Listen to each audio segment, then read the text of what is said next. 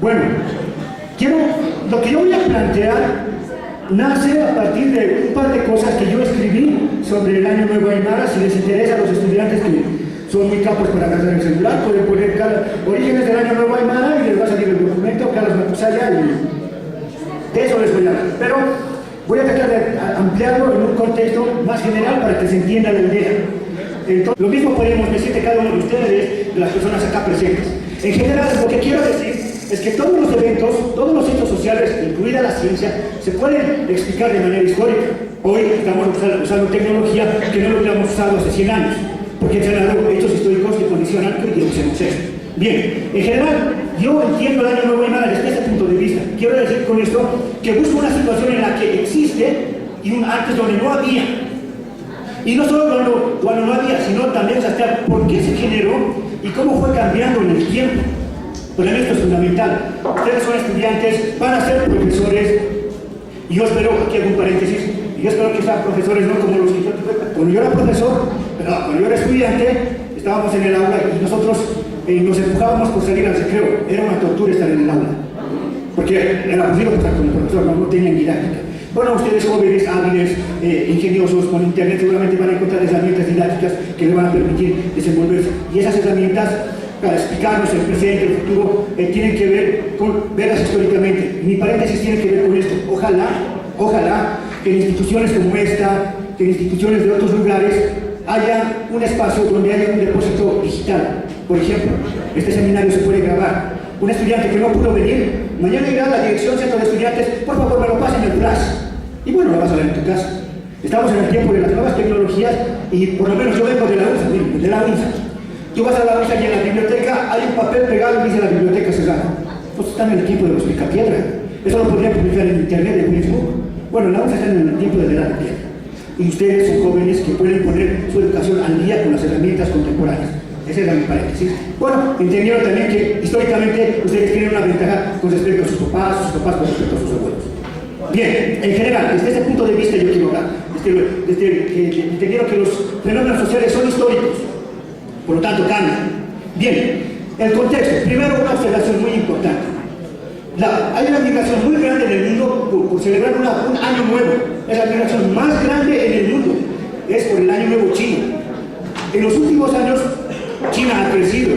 Y cuando llega el año nuevo chino, la gente que migró del campo a la ciudad vuelve de la ciudad al campo a festejar esa fiesta, porque tradicionalmente lo hacía su papá, lo hacía su abuelo, lo hacía el abuelo de su abuelo. Era una tradición. ¿No? Entonces, es la migración más grande del mundo. Veamos aquí a los Andes. La gente migra cuando es la fiesta patronal, la fiesta del pueblo, pueblo del pueblo. O la gente migra todos santos, vamos a hacer. Y eso tiene que ver con hechos históricos. Tiene que ver, por ejemplo, con la colonización, las fiestas patronales, todos los santos que se pueden, digamos, asentar en ciertas prácticas precolombinas, lo que nos muestra que los fenómenos históricos condicionan prácticas. El que los chinos migren para festejar su año nuevo tiene que ver porque es una fiesta arraigada entre ellos. No hubo una dominación como sucedió aquí en la colonización. Entre nosotros, entre la gente andina, lo práctico, lo cotidiano es migrar para festejar fiestas patronales. Yo no conozco gente que migre de la ciudad al campo para festejar el año nuevo aymara. Yo lo conozco. Y ese es un dato muy importante para preguntarnos, aquí hay algo interesante, ¿por qué hay eso? Otra cosa para comentar, yo me animé a escribir sobre el año nuevo aymara porque yo, entusiasta del 2004, si no me equivoco, fui a Tiahuanaco a recibir el año nuevo aymara con algunos amigos y bueno, recibimos el sol y hacía frío y fuimos a buscar algo caliente para comer, algo de comida, un buen caldo. Y hablando con la señora que vendía caldo del pueblo, la persona mayor, le preguntaba a la señora yo, ¿qué sabía ella del año nuevo aymara? ¿Cómo lo festejaban sus mayores? Y esta fue la respuesta de la señora. Preguntarle a los del museo, ellos saben, ellos han estudiado. No era su táctica. No era su táctica. Entonces, bueno, ese tipo de cosas a mí me han llevado a preguntarme cuál es el origen de esta fecha. Contexto, les decía.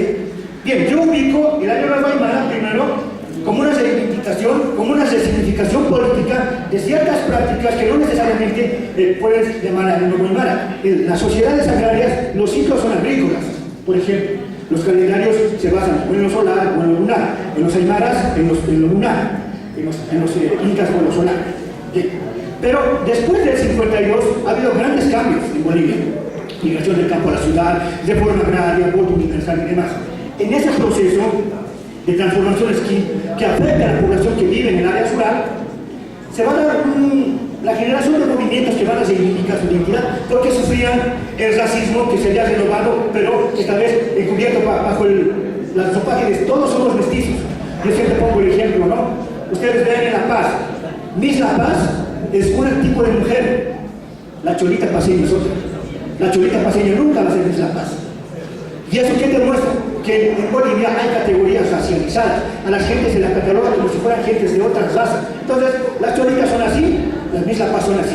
Eso funciona cotidianamente. Y la gente no reclama porque has naturalizado el racismo. Bien, este racismo era más fuerte en los años 60, 70, cuando se forman los movimientos indigenistas y catalanistas. Estos movimientos van a denunciar ese racismo, van a ser parte de su discurso y un elemento central en su organización.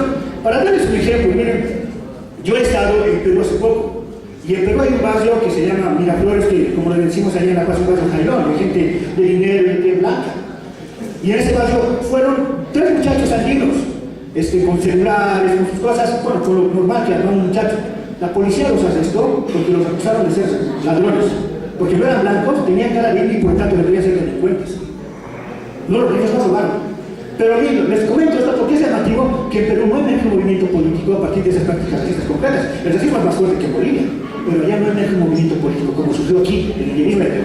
Eso como un apunte del racismo como un elemento de organización política en Bolivia, pero tal vez en otros contextos no funciona así. Bien, los indigenistas y catalanistas van a politizar la identidad india, era despreciar, antes de escribir era despreciar, desde los indigenistas, luego los catalanistas van a tomar esto de manera ligera. Ser indio va a ser una identidad política de lucha. En ese proceso de formar esa identidad política de lucha van a resignificar símbolos. Ustedes vean que la huipala actualmente es de la China y se costura, ¿no? Yo no sé si ustedes conocen una huipala tejida como se hacen los aguayos. No conocen ninguna. Eso te da un dato. ¿Cómo puedes ubicar contemporáneamente a ese símbolo? ¿No? Yo he ido a museos, no he encontrado nada, me parece bien. Ustedes también pueden identificar que cuando Víctor Paz Soro hace el presidente y hace la reforma agraria, los aymaras van a gritar, no solo los aymaras, Huihuahuitrupaz. Con los indianistas van a empezar a gritar poquitos. Gloria a Tupac-Katari, en los 70, Jayala de Tupac-Katari, ya van a introducir la palabra Jayala.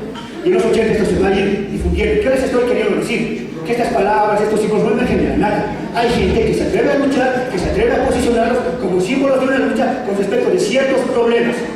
Y en ese sentido general, el Año Nuevo Aymara emerge como una iniciativa de un par de muchachos que se conocen en la Universidad Mayor de San Andrés en 1900, a finales de los 70, entre 78 y 79, Moisés Gutiérrez, que es natural de esta población, de Huarizata, de Rojas, y Germán Choquehuanca, los más conocidos. Germán Choquehuanca ya estaba en los afanes de hacer un calendario, porque bueno, esto es un testimonio de Moisés Gutiérrez. En las charlas que ellos tenían se reunían fuera de la universidad, en la universidad digamos hay espacios, ¿no? Y en su conversación decían sobre reivindicar su identidad, ser aymara, sobre el racismo en Bolivia, muchas cosas las comentaban ellos. Y en esas conversaciones salía, si los judíos tienen un año nuevo, si los chinos tienen un año nuevo, ¿por qué nosotros no podemos tener un año nuevo? Debería ser legítimo. Además, también cuenta esto Moisés Gutiérrez que en ese tiempo, ¿cómo definieron el tiempo? Nosotros recordamos como 5.000 años. Tiahuanaco tiene, bueno, el estado más antiguo en los Andes, estado, no solo una comunidad, sino un estado, organización jerárquica, instituciones, como cerca de 5.000 años, 4.000 años aproximadamente, Caral, las costas de Perú. Y ubicaban estos muchachos aymaras, le pusieron, bueno, vamos a contar que son 5.000 años hasta que llegaron los españoles y después le vamos a sumar todos los años que vinieron los españoles. Entonces, 5.488 y pico, no se acuerdo bien el año que pusieron. Así empezaron con la reforma. Esta fue la forma de datar el tiempo. O sea, no es una investigación, simplemente una reivindicación. A ellos no les preocupaba el rigor académico. A ellos les preocupaba tener una bandera de lucha. Ahora, el rigor académico y bandera de lucha no necesariamente están divorciados, pero en ese contexto no era algo que estaba de la mano. Bien, en ese sentido, el Año Nuevo Aymara emerge en esas condiciones, con esa iniciativa de estas personas, de decir, por ejemplo, que ir a Tiahuanaco, por ejemplo, esto lo pueden buscar en un documento en internet, es testimonio de Germán Choquehuanca, cuando van a Tiahuanaco, buscan, por ejemplo, que se reconozca hacer la ceremonia organizada con otras personas, y en el pueblo los rechazan. Porque ellos no celebraban eso, celebraban el 1 de enero. Eso era el año nuevo. El año nuevo no era el 21 de junio. Eso es algo interesante. ¿Cómo la población lo rechazaba? Porque no era su práctica. Uno puede decir, tal vez un tiempo en que había y se rompió. Se puede discutir, habría que buscar referencias. Por una parte. Por otra parte, además, para hacer la ceremonia, estos jóvenes necesitaban un mayor. Y van a encontrar a un Yaquini que, por ejemplo, personas despistadas como Silvia Cervera piensa que es el creador, el propulsor, no el creador, el que había promovido esto del Año Nuevo Aymara. Sin embargo, son estos jóvenes que lo van a bautizar al tipo. Se decepcionan al principio porque se persinaba, les rezaba a la Virgen María, pero con el tiempo, ustedes ven a Josefina Pachis, la bauta ya habla de otras cosas que no las hablan hace tiempo, porque los jóvenes lo transformaron en su identidad. Los jóvenes son importantes en los procesos de lucha. Los jóvenes transforman la identidad de este señor. Hoy día considerado, digamos, uno de los promotores de esta fiesta. Bien, en general, lo que yo podría decir para concluir esta parte y luego entrar a la significación, habría que ubicar el Año Nuevo Aymara como una ceremonia, como un acto surgido, como un evento surgido a finales de los 70, a principios de los 80, como una reivindicación política, emocional, tal vez no con muchos argumentos, pero que apuntaba, que perfilaba a fortalecer el orgullo y la identidad de las personas. Ojo, hoy día ustedes pueden ir al Prado y la mayoría tiene sus mismos rasgos que ustedes. En el tiempo que estos señores estaban en la universidad, no, la mayoría eran como los presentadores de televisión, ya los caras que lo decían. No, entonces ellos eran la minoría, eran discriminados, entonces buscaban una forma de afirmar su identidad frente a los otros. En esa situación, esto se vuelve una bandera para inaugurar. Quiero plantear ahora algo que a mí me parece importante, la significación. Y con esto voy terminando. Uno podría pensar entonces, entonces estos aymaras nos han engañado. Y hay mucha gente, por ejemplo, que con mi artículo reaccionó de esa manera. Decían que los aymaras estaban estafando, que era un engaño. Yo los pregunto, por ejemplo, ustedes sabrán, y si no lo saben pueden buscarlo en internet, Santa Claus es un invento comercial. Y nadie se reclama cuando llega Navidad para Santa Claus nos están engañando, nunca existió. Jesús de Nazaret no nació el 25 de diciembre. Pero nadie reclama, el 25 no nació Jesús. Porque está arraigado, nos ha metido en tanto que lo aceptamos ciegamente. O, por ejemplo, nosotros aceptamos que Simón Bolívar es el libertador de Bolivia. Él nunca luchó en estas tierras. Pero nos han enseñado desde la escuela, entonces, que si alguien cuestiona a Simón Bolívar, pues está pecando. En cambio, el Año Nuevo Aymara no tuvo ese arraigo, por lo tanto no se sedimentó tanto en la gente, y por eso nacen los cuestionamientos, porque para mí el problema es no que sea original, ancestral o no ancestral. Ese no es el problema. Yo digo, los chinos les roban información a los norteamericanos, de manera, por informática manejan ellos mensajes, correos, allá abren el correo, salen virus, habilita eso que la gente de China vea sus programas y les roban información de ciencia y tecnología. Los chinos no están preocupados, les vamos a vencer a los norteamericanos con karate, no están preocupados en eso, están usando las herramientas contemporáneas para enfrentarse. En ese sentido, para mí, no es importante que el Año Nuevo Aymara haya sido o no ancestral. Lo importante para mí del Año Nuevo Aymara, su significación es que fue un espacio de afirmación identitaria en un escenario de racismo. Un dato que no se sabe mucho, con Pedro Portugal, que está a mi lado, lo anotamos en un libro que escribimos juntos. En 1978, Banzer estaba viendo la posibilidad, el presidente dictador Banzer, de traer blancos de Sudáfrica a vivir a Bolivia. Y vino un parlamentario, y para ese parlamentario Bolivia era igual que Sudáfrica, con la diferencia de que los bolivianos no hablaban de su racismo de frente directamente sobre los indios. Es llamativo, en ese escenario complicado, estos jóvenes plantean el Año Nuevo Aymara como un espacio de afirmación identitaria para tratar de levantar el orgullo de las personas por su origen, para que pierdan la vergüenza, para que no tengan complejos porque se cambiaban el apellido. La gente que migraba terminaba siendo la más racista por la gente que recién estaba llegando de la migración. En esa situación sale. Es una herramienta de lucha, precaria, no tiene calidad en muchos aspectos, uno le puede criticar muchas cosas, pero lo que hay que entender es que es en esa situación que sale, no sale con las cosas claras.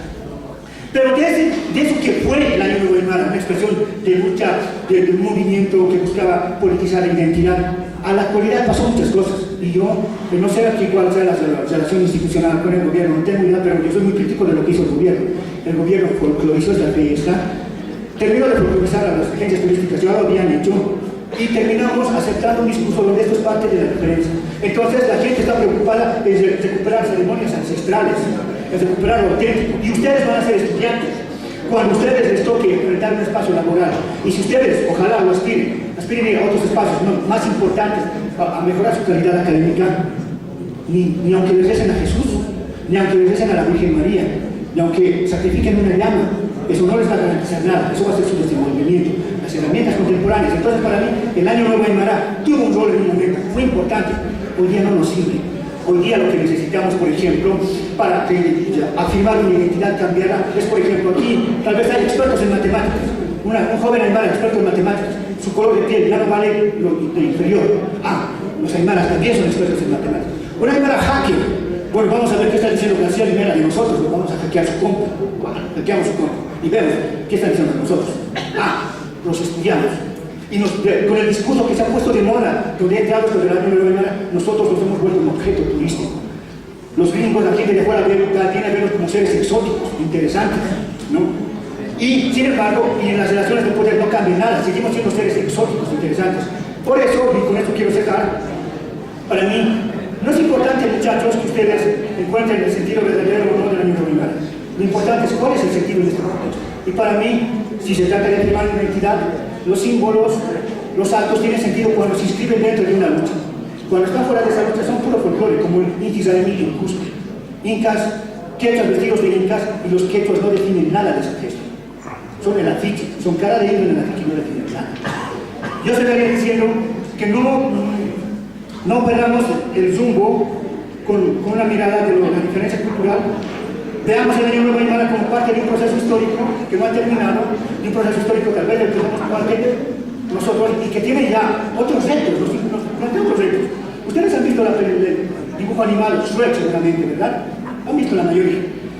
Para mí eso nos han hecho con este tipo de ceremonias, que los indianistas ya no manejaron, terminaron manejando los ONGs, terminaron manejando los gobiernos. Yo es el tipo que es el ogro que antes los ogros eran, digamos, los seres malignos en las películas, no, nadie los quería ver. Pero yo es el tipo gracioso, el ogro bien, bravo, lo aceptamos. Además es divertido, pero en el fondo al final tiene que volver a su pantano. No se vuelve a su pantano, no molesta al rey, el rey no se queda tranquilo. Con es lo mismo, los indígenas, claro, son sujetos interesantes, tienen ceremonias bonitas, pero no afectas al poder. Vos con tus usos y costumbres, vos con tu autonomía indígena, vos con tu diferencia. Entonces se vuelve una trampa cuando se saca de ese contexto de lucha, este tipo de ceremonias, se vuelve una trampa en la que nosotros perdemos el horizonte.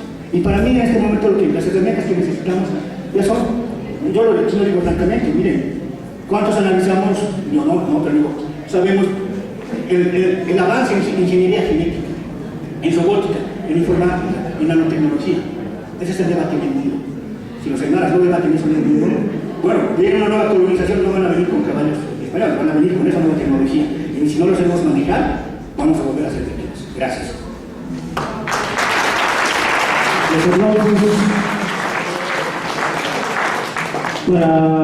Para el hermano Carlos González. Muchas gracias, muchos saludos y agradecimientos a los directivos y autoridades de este plantel educativo, a los organizadores y a los alumnos y asistentes. Hace poco salió en los medios digitales una noticia de la BBC, que es la agencia noticiosa británica, muy interesante que tiene relación con lo que hacemos y en lo que estamos comprometidos. Decía Gualipini, las ingeniosas huertas subterráneas made in Bolivia que pueden resistir el clima extremo del altiplano. O sea, esto llamó mucho la atención y se mostraba una imagen, ¿no es cierto? Se trata de cavar como especies de zanjas y en un clima difícil como es el altiplano se pueden producir elementos agrícolas muy importantes. Cuando se ve con detalle, se ve por ejemplo que protegían las paredes, en este caso con hiedra, que es una planta que viene de afuera. Bueno, uno supone que había otras plantas que quizás se utilizaban antes. Es decir, inmediatamente nuestra reflexión tiene a aquello que está de moda, recuperación de saberes tradicionales. caramba, que éramos inteligentes, que éramos grandes, que éramos habilidosos, teníamos saberes antiguos que la colonización se ha hecho desaparecer y ahora está de moda el recuperar. Pero curiosamente el artículo dice: esta no es una práctica ancestral, sino una tecnología inventada por un cooperante suizo que hace unos 25 años llegó a esta inhóspita parte de Bolivia con financiación europea, precisamente con el cometido de explorar cómo hacerlo más habitable. O sea, ¿dónde está la lección, la moraleja? Todo lo que existe y todo lo que estudian sobre nosotros y lo que nosotros mismos hacemos, tenemos tendencia a ponerlo en sabiduría ancestral. ¿No es cierto? Y no interpretamos las cosas como si fuese un invento. La palabra invento hasta llega a ser medio peyorativa en nosotros, porque suena artificial. Cuando la invención es una calidad humana y es una regla social, ir respondiendo a las necesidades con cosas que nuestra experiencia, nuestro aprendizaje nos obligan a ponerlo en práctica y a innovar. Entonces, algo que puede ser catalogado, porque de todo se hace saber ancestral, recordemos hace tiempo los famosos cajones, por ejemplo, los camellones, ¿no es cierto?, que muchas ONGs hicieron trabajo arduo y investigación, digamos, en algo que se presentaba como un antiguo saber agrícola. Y uno no sabe dónde está el límite entre lo nuevo y lo antiguo. Y en esto entra precisamente lo del Año Nuevo Aymara. Es antiguo, es ancestral, es nuevo. Al igual que las vueltas subterráneas, el Año Nuevo Aymara es un invento. Y no tenemos nosotros que tener un prejuicio negativo a la palabra invento. Lo tenemos porque la moda ahora política, ideológica, es que éramos grandes sabios, que estamos recuperando nuestro saber. Y nuestro saber, sin exagerar, podría haber sido mucho más grande que el saber occidental. Occidente se queda chiquito ante una sabiduría que hubiésemos tenido. Pero en un caso se anuncia su artificialidad, en este caso de las huertas, y en el otro se la esconde y mimetiza. Hablar del Año Nuevo Aymara es algo reciente, no es potable, no es políticamente correcto y tenemos tendencia a ocultarlo. Pero aquí nos deja un problema. ¿Por qué puede implantarse fácilmente una impostura? ¿Por qué es una impostura? Pero ¿por qué nos la apropiamos? ¿Por qué el Estado, el gobierno, las agencias, los investigadores, nosotros mismos entramos tan alegremente en este aspecto? ¿Por qué puede ser asumida y hasta reclamada, es decir, defendida? Y aquí vamos a ver que las razones son históricas, sociales y políticas. El año 2002, en un editorial de Pucara, ya tratábamos en Machacmar al Año Nuevo Aymara. Y esto no es nuevo. Ya indianistas de hace tiempo sabían que es una cuestión nueva. En esa época, en los años 60, 70, 80, no había el empacho de decir estamos reimplantando, estamos reestructurando. ¿No es cierto? A fines de los años 70 y principios de los 80, me nació la preocupación de retomar y reconstruir el Inti Raymi como el año nuevo del Poblamizuyo, con una actitud de recibimiento ritual al Tata Inti en Tiwanaku. Aquí hay alguien que se indica, y eso es lo propio, eso es lo activo, y es Germán Choque Condoy, que después adoptó el nombre de Inca Huáscar Choquihuanca. Y quienes hemos vivido esa época sabemos que lo que dice es cierto. Era en una época en que estos eran los jóvenes en un contexto donde los mayores eran los indianistas y los cataristas. Y había una dinámica de los jóvenes por dar un sentido. Y los sentidos profundos de una lucha política siempre son culturales. Pero no había la recuperación. Esta es una persona que dijo, me nació la preocupación de retomar y reconstruir el Inti Raymi de la Nueva Aymara. Sin embargo, esta recuperación tuvo varias etapas. No es una cuestión uniforme, es una cuestión, como lo explicó de manera estupenda Carlos Marcos Saya, es una cuestión con varias contrariedades. Inca Huáscar Choquihuanca, hay una cuestión que tenemos que reivindicar. En la cuestión del conocimiento hemos pasado de un rigor que era expresión casi occidental del conocimiento científico a una especie de informalidad que se posmoderniza. Lo que valen son las inspiraciones, el rigor está casi desacreditado, y eso da pavor a mucho invento. Y todo invento, digamos, en el sentido de conocimiento, de saber, es malo. No en el sentido de creatividad, de implementar cosas. Entonces, aquí hay dos fuentes de donde estamos extractando lo que vamos a explicar. No de nuestra memoria, porque la memoria puede ser engañosa. ¿No es cierto? Esto hubo una época en que los militantes indianistas tenían una preocupación por dejar impreso lo que era su lucha y lo que eran sus aspiraciones. La debilidad de estas organizaciones y el desprecio que había en el mundo boliviano hizo que muchas de estas publicaciones, muy importantes para entender qué pasaba entonces, han desaparecido. Incluso los militantes indianistas no tenían preocupación de ciertas cosas que hay que tenerlas. Esta publicación, por ejemplo, no tiene editor, no tiene fecha y no tiene lugar de edición. Y ustedes saben, cuando tenemos que catalogar, tienen que tener estas tres cuestiones. Y hay un vacío sobre cuándo ha sido hecho. Nos da una señal porque el texto está fechado. Algunos fechas en su artículo ponen el autor y la fecha, y fue el año 2001. Ya en el 2016 este texto está actualizado y lo pueden encontrar en esta página digital. Entonces, ¿qué nos muestra, digamos, este estudio, este testimonio? Un paso previo fue estructurar un nuevo calendario, porque el año nuevo viene de un calendario. Entonces, que había que hacer un nuevo calendario. Y este calendario lo denominó el autor Manahuatas y le puso 13 meses, porque en su opinión, antiguamente nosotros nos basábamos en 13 meses en el calendario rural. En 1980 presenta este calendario a sus hermanas aymaras, a los hermanos aymaras que tenían la CUPSA. Y lo que indica es bien importante. Algunos de mis hermanos de Sasa se burlaron de mí por cuanto se habían acostumbrado a recibir el año nuevo el 1 de enero. Ha sido una lucha por implantar. Y una lucha es cuando hay resistencia, y la resistencia viene de los mismos aymaras.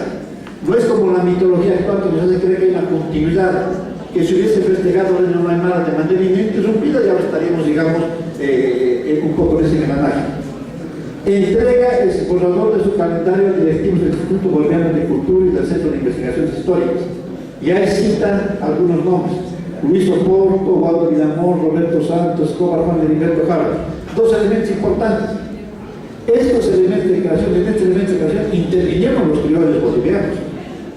Y los criollos bolivianos que intervinieron, después son el silencio de creer que es como una especie de saber tradicional que siempre hubiese existido. Y podemos verificar la influencia que ha habido, no solamente en el Candel, sino también en la Auripala, de muchos de estos que siguen viviendo. Luis Oporto, por ejemplo, es el director de los archivos de la Vicepresidencia de la República. Y por otro lado nos muestra que había una interrelación entre el militantismo indígena e intelectuales bolivianos que estaban en ese sistema. En 1980 publica su texto, y además lo publica el año siguiente con un préstamo que recibe de la Iglesia Metodista, en el cual publica 7.000 ejemplares. Después él devuelve ese dinero. Otra cuestión: la influencia que ha habido en el nacimiento de estas ideas de los grupos religiosos cristianos, católicos y evangélicos, entre los metodistas, y más antes los adventistas. Contrario a la mitología que nos hace ver como si nuestra religiosidad hubiese estado en un antagonismo permanente, y había una contradicción. O sea, la realidad histórica que vemos es mucho más compleja y nos obliga a interpretarla diferentemente. Esto fue bastante rápido, como dijo Carlos. Por ejemplo, no había había una necesidad política de dar contenido.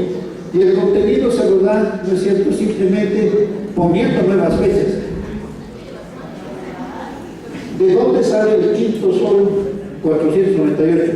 Lo hicieron en 1981, les resta 1492, que cuando llegó los españoles, no es cierto, ya tenemos el año. No es cierto, y un sol se dice son 1000 años. Estamos en el quinto sol, podría haber dicho el séptimo, el octavo, el noveno.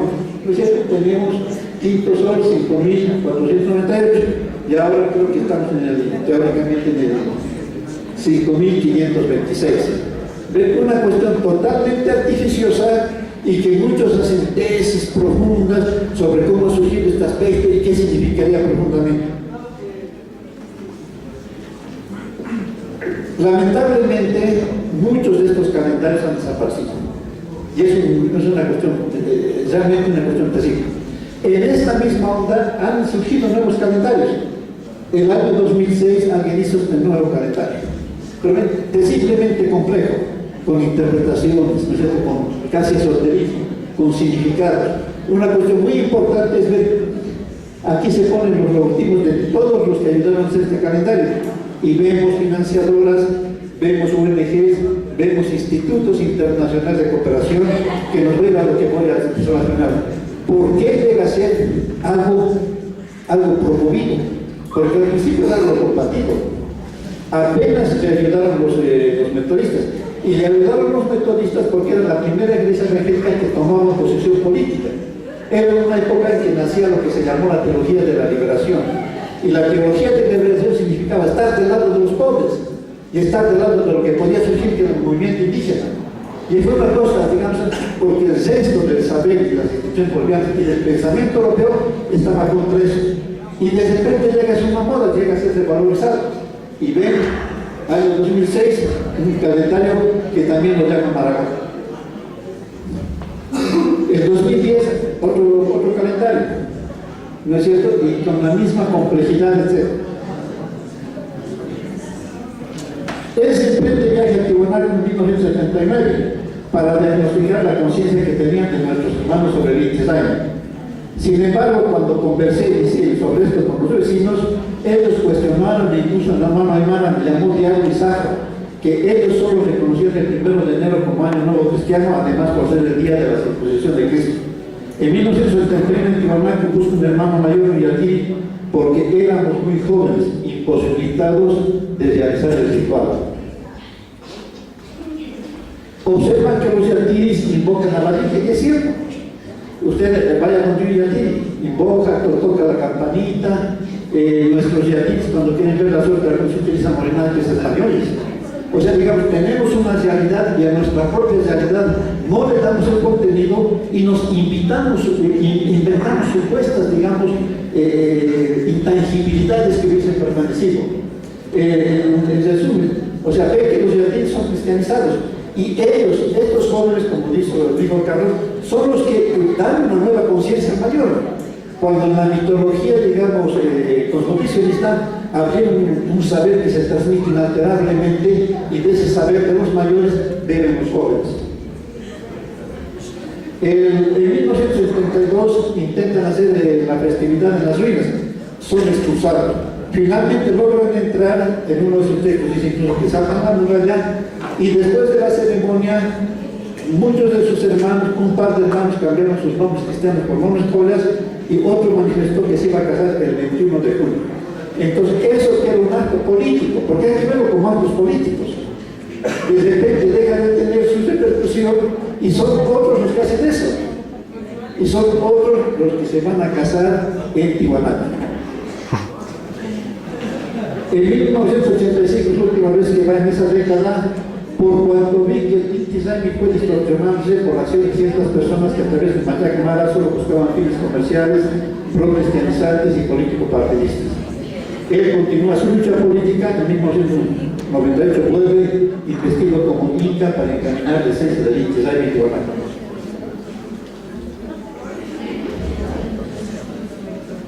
Ahora, ¿en qué está el Inti-Raymi? Tenemos una cuestión, por un lado, un deseo de la gente virgen de Aymara por encontrar, por creer o por fundamentar esta actividad, y por otro lado, una recuperación que ha testimoniado de todo lo que es agencias de turismo, sectores oficiales, etc. Esto salió en Facebook, es de una agencia de turismo de Chile o de Perú, seguramente, que desea feliz año nuevo a Aymara Turismo. Entonces, aquello que se quería suprimir, porque fue un acto político de dignidad, poner nuestra festividad para tener fuerza, ha sido totalmente recuperado. Pero esa recuperación, ¿cómo podemos interpretarla? Es cierto que el solsticio de invierno fue muy importante y celebrada antes de la revolución española, luego se fue eclipsando. ¿Por qué? Porque se perdió la autonomía estatal. Es una mentira que los saberes, las instituciones, los conocimientos se mantengan si estamos en una situación política de dominación. Las cosas tienen sentido cuando hay una administración. Estado significa administración. Es como esta institución. Esta institución tiene sentido todos sus costumbres, sus usos, en la medida que hay una dirección y en la medida que hay una trayectoria y una vigencia. Cuando eso deja de tener sentido, cuando eso deja de tener realidad, simplemente se pierde. Y si se pierde,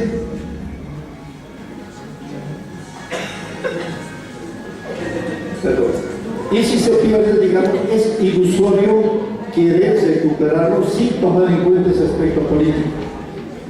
Pero cada vez que surge un movimiento de reivindicación política, se origina un proceso de reivindicación identitaria.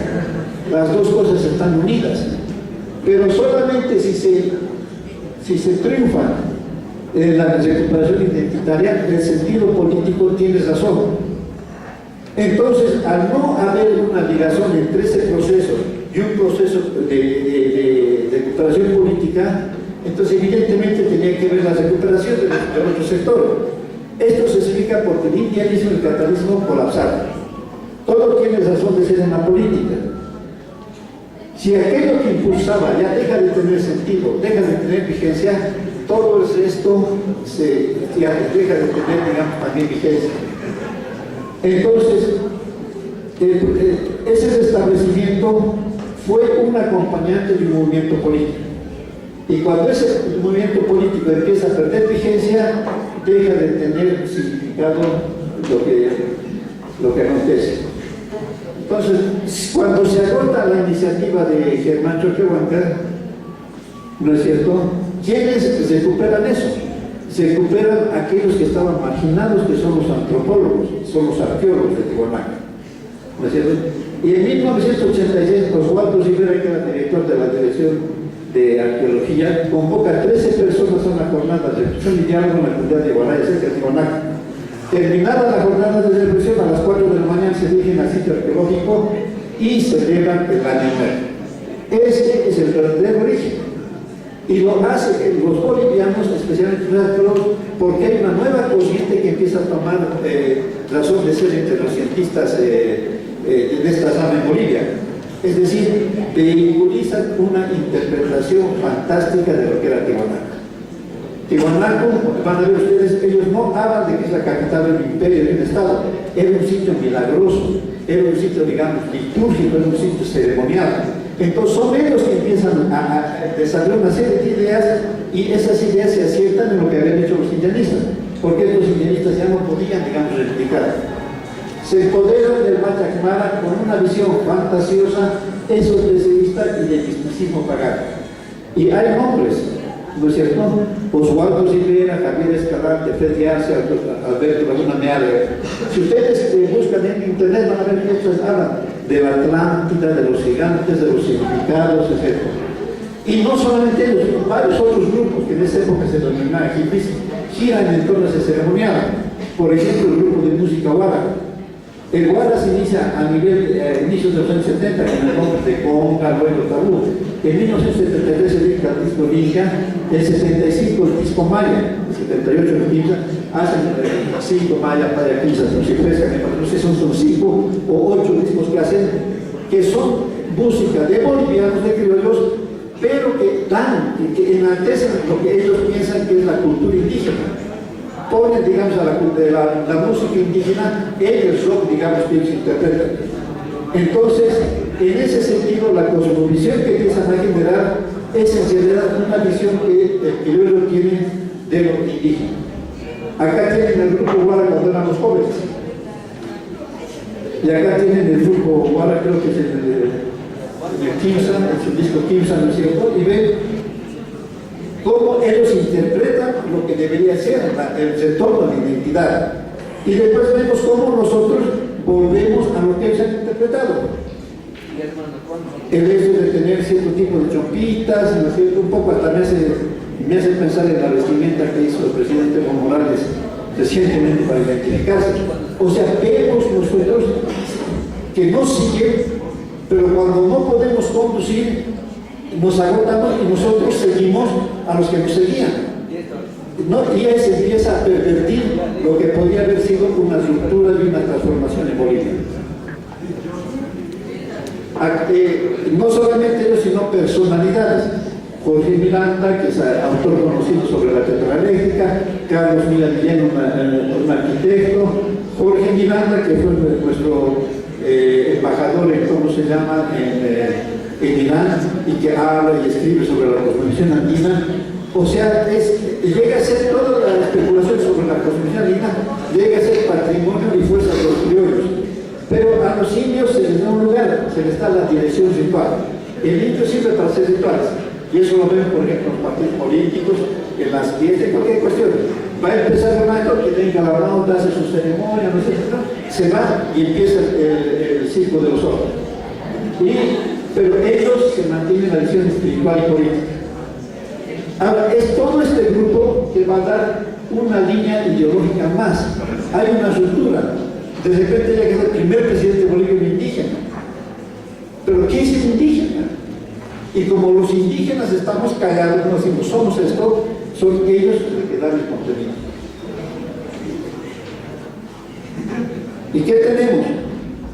Por ejemplo, en 2006 la posición de Evo, que se posesiona como no se posesionan nuestras autoridades. Ninguna de nuestras autoridades se viste como antes, con el gorro de 4 puntas, etc. Y en 2012 el matrimonio de Álvaro García Linera, que se casa justamente en Tiwanaku. Pero ¿quién de nosotros se casa así? No es nadie. Y todos callados. Y todos, digamos, acompañando. Y con una serie de ceremonias que escapan de nuestro conocimiento y que contradicen nuestra vivencia real. Por ejemplo, ¿qué es el matrimonio en el mundo aymara? Es un momento en el que hay que mostrar fuerza. Y nadie que se case va a dar a sus invitados ají de fideo. ¿No es cierto? Y eso lo invitó Álvaro García Linera. Se casó y ají de fideo para todos. ¿Por qué? Porque él actúa en la lógica criolla. Y en la lógica criolla, el hombre que tiene poder tiene que mostrar que es humilde, que está igual que nosotros. Y para ellos el aymara es el pobre, el oprimido.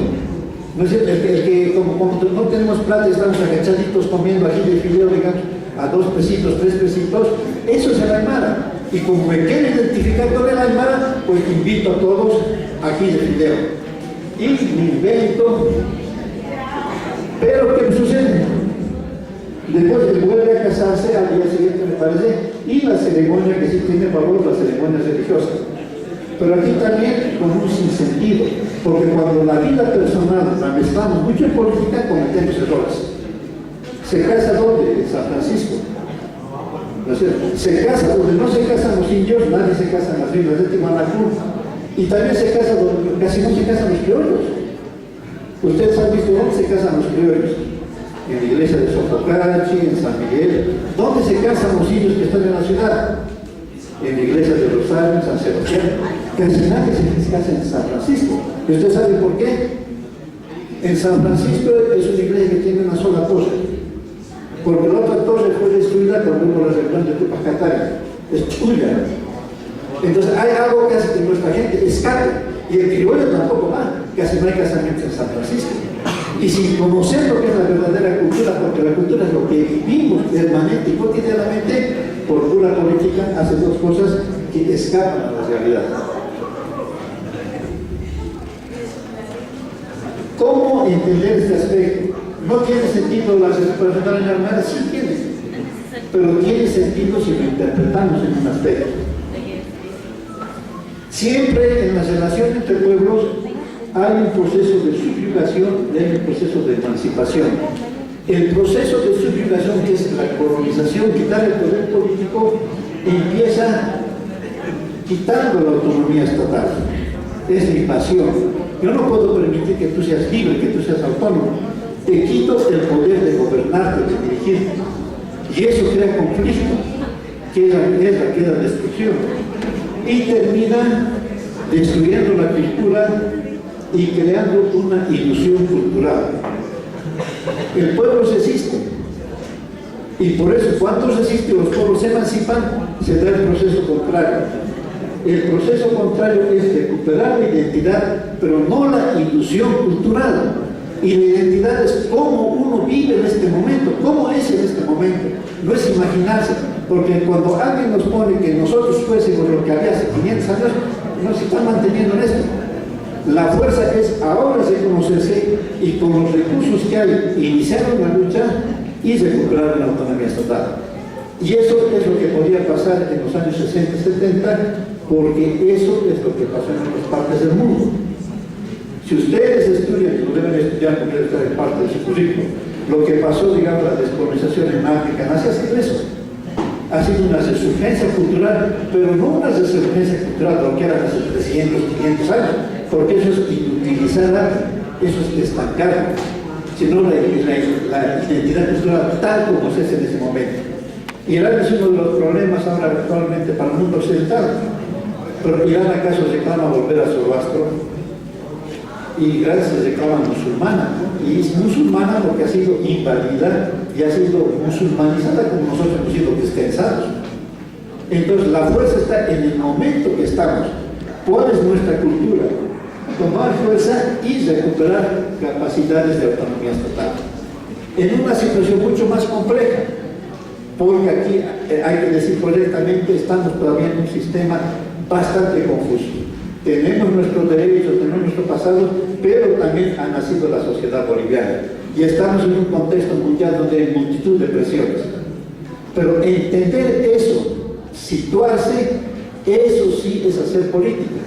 Y refugiarnos en cosas pasadas es impedirnos conocer lo que sucede realmente y poder después ser un elemento de definición. Entonces, este tipo de Año Nuevo Aymara que existe actualmente es, a mi modo de ver, totalmente ficticio. Cuando alguien empieza a reflexionar y empieza a buscar significado, que esto, que lo otro, que te trae ética, que cosmovisión, que sentido, nos vuelve irracionales, nos mete a cosas que son nuestras, pero que son superables en el buen sentido de la palabra. ¿Por qué tenemos que nosotros ensimismarnos en calendarios agrícolas cuando poco a poco estamos conquistando otros saberes y otras prácticas económicas que no son agrícolas? Cuando nos ensimismamos en algo es porque alguien quiere que no salgamos de ahí y nos salimos con fantasías. Entonces, sí, va a haber nuevamente una resurgencia cultural, pero esta vez seguramente no va a ser de esta manera. Primero, cuando hay una resurgencia cultural no puede ser capujada por otros, no puede ser usurpada. Cuando uno se deja arrebatar lo que es suyo, pues se está quitando su identidad. A este año nuevo que querían que sea un Intisayri, después le han denominado Año Nuevo Aymara. Y ahora, sin que nadie se clave, es Año Nuevo Aymara, Andino Amazónico. ¿Por qué? Porque eso sirve a un poder político, no nos sirve a nosotros. Si realmente queremos recuperar, si hay gente que dice, nuestro Nuevo Aymara, que lo pongan como Año Nuevo Aymara y que lo implementen. Pero lo van a implementar si siguen esa trayectoria. Si pisan estas gradas, que no son gradas ideales, que son gradas concretas, de saber, de economía, de política, de conocimiento, que solamente puede ser contemporáneo. Si en lo contemporáneo dominamos, recuperamos nuestra economía. Gracias. Sí, pues, aplausos.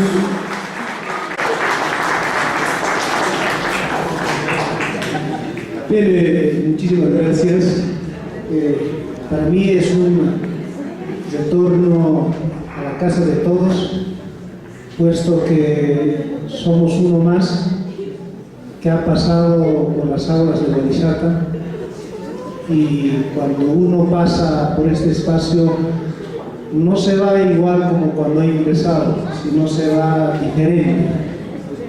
Recuerdo que acá en Bodhisattva, por 2010, 11, hemos aprendido a cambiar nuestros propios símbolos, puesto que el magisterio no había reivindicado hasta ese entonces y hasta el día de hoy su identidad étnica nacional. Más al contrario, el profesor, considerándose como clase obrera, lo único que ha reivindicado es su condición de clase.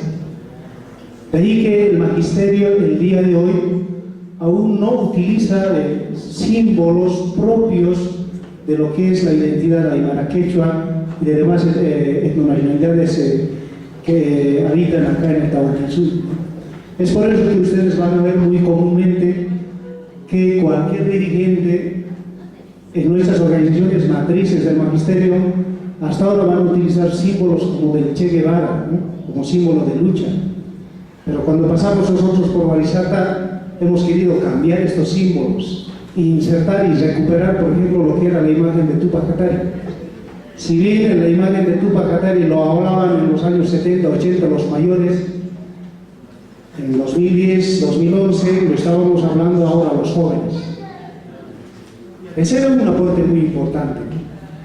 De ahí la gente que posteriormente nos siguió empezaron a crear sus frentes, por ejemplo para la federación como Poder Pachacuti, Frente de Estudiantes Túpac Katari, algo por el estilo.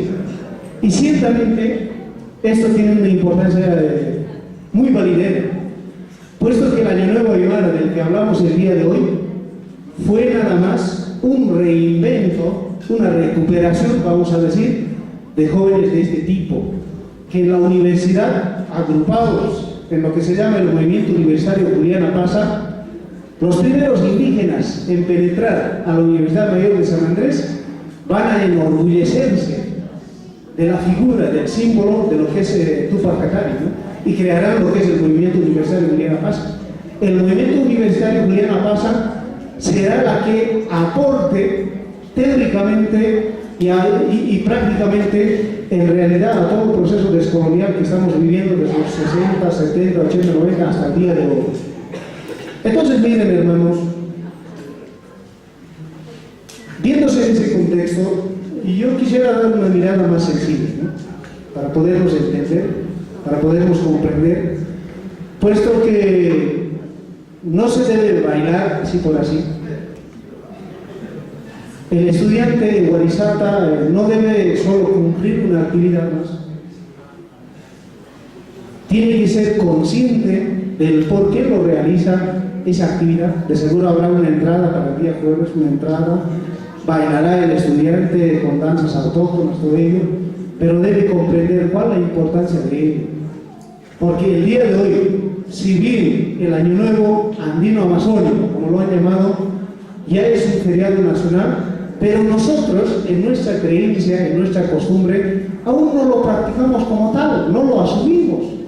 Por ejemplo, miren, cuando ocurre el 1 de enero, justo cuando cambia el calendario, y ahí la juventud me corroborará, cambia el calendario y nosotros nos inventamos o aprendemos de Europa, de Occidente, una serie de cabalas. Las hermanas empezarán ese día a comprarse ropa interior de color amarillo, de color verde, rojo, de todos los colores. Ese día empezará a subir las gradas, comerá 12 uvas para que le vaya bien en el año, en los 12 meses, y realizará un sinfín de actividades. Pero cuando ocurre el 21 de julio, les pregunto, ¿también nos cambiamos por lo menos de calzoncillo? ¿Nos ponemos un calzón amarillo ese día? ¿Sí? No estamos asumiendo en realidad, en su cabalidad, lo que es el Año Nuevo Andino Amazónico, sino lo cumplimos nada más como algo que viene de los indios. Entonces, miren, hermanos, si bien esta conferencia, que tiene característica también de debate, que seguro lo hablaremos más después, tiene la importancia de comprenderlo, por qué debemos celebrarlo, por qué debemos de seguirlo practicando y engrandecerlo mucho más. Y mira, aquí quiero citar a un teórico indianista, a quien siempre lo tomo como referencia, Guillermo Carnero Jó. Guillermo Carnero Jó elaborará teóricamente lo siguiente: que un pueblo, un estado, se recompone cuando forja nuevamente tres conciencias. El día de hoy, el papel nuestro es forjar estas tres conciencias. Pero ¿cuáles son estas tres conciencias de las que nos habla Guillermo Carnero. La primera es la formación de la conciencia histórica. La historia, como nos relataba bien nuestro hermano Carlos y Pedro, la historia nos va a explicar, nos va a clarificar por qué el día de hoy esta práctica está en debate. ¿Por qué? La historia nos va a explicar que en un momento de nuestra continuidad histórica existe una ruptura desde la cual nosotros, si bien somos aymaras, si bien somos quechuas, en nuestra cotidianidad ya no nos comportamos como tal, ni como aymaras ni como quechuas. Y esa ruptura justamente ha ocurrido en 1532. 1532 nos muestra solo como el momento en que el europeo llega a estas tierras, establece la colonia y hasta ahí. Pero nosotros no comprendemos las consecuencias que trajo este momento. Y principalmente debemos reafirmar el día de hoy que en 1532 la llegada de los europeos a estas tierras es sobre todo una guerra santa, cosa que ningún historiador lo ha querido afirmarlo así.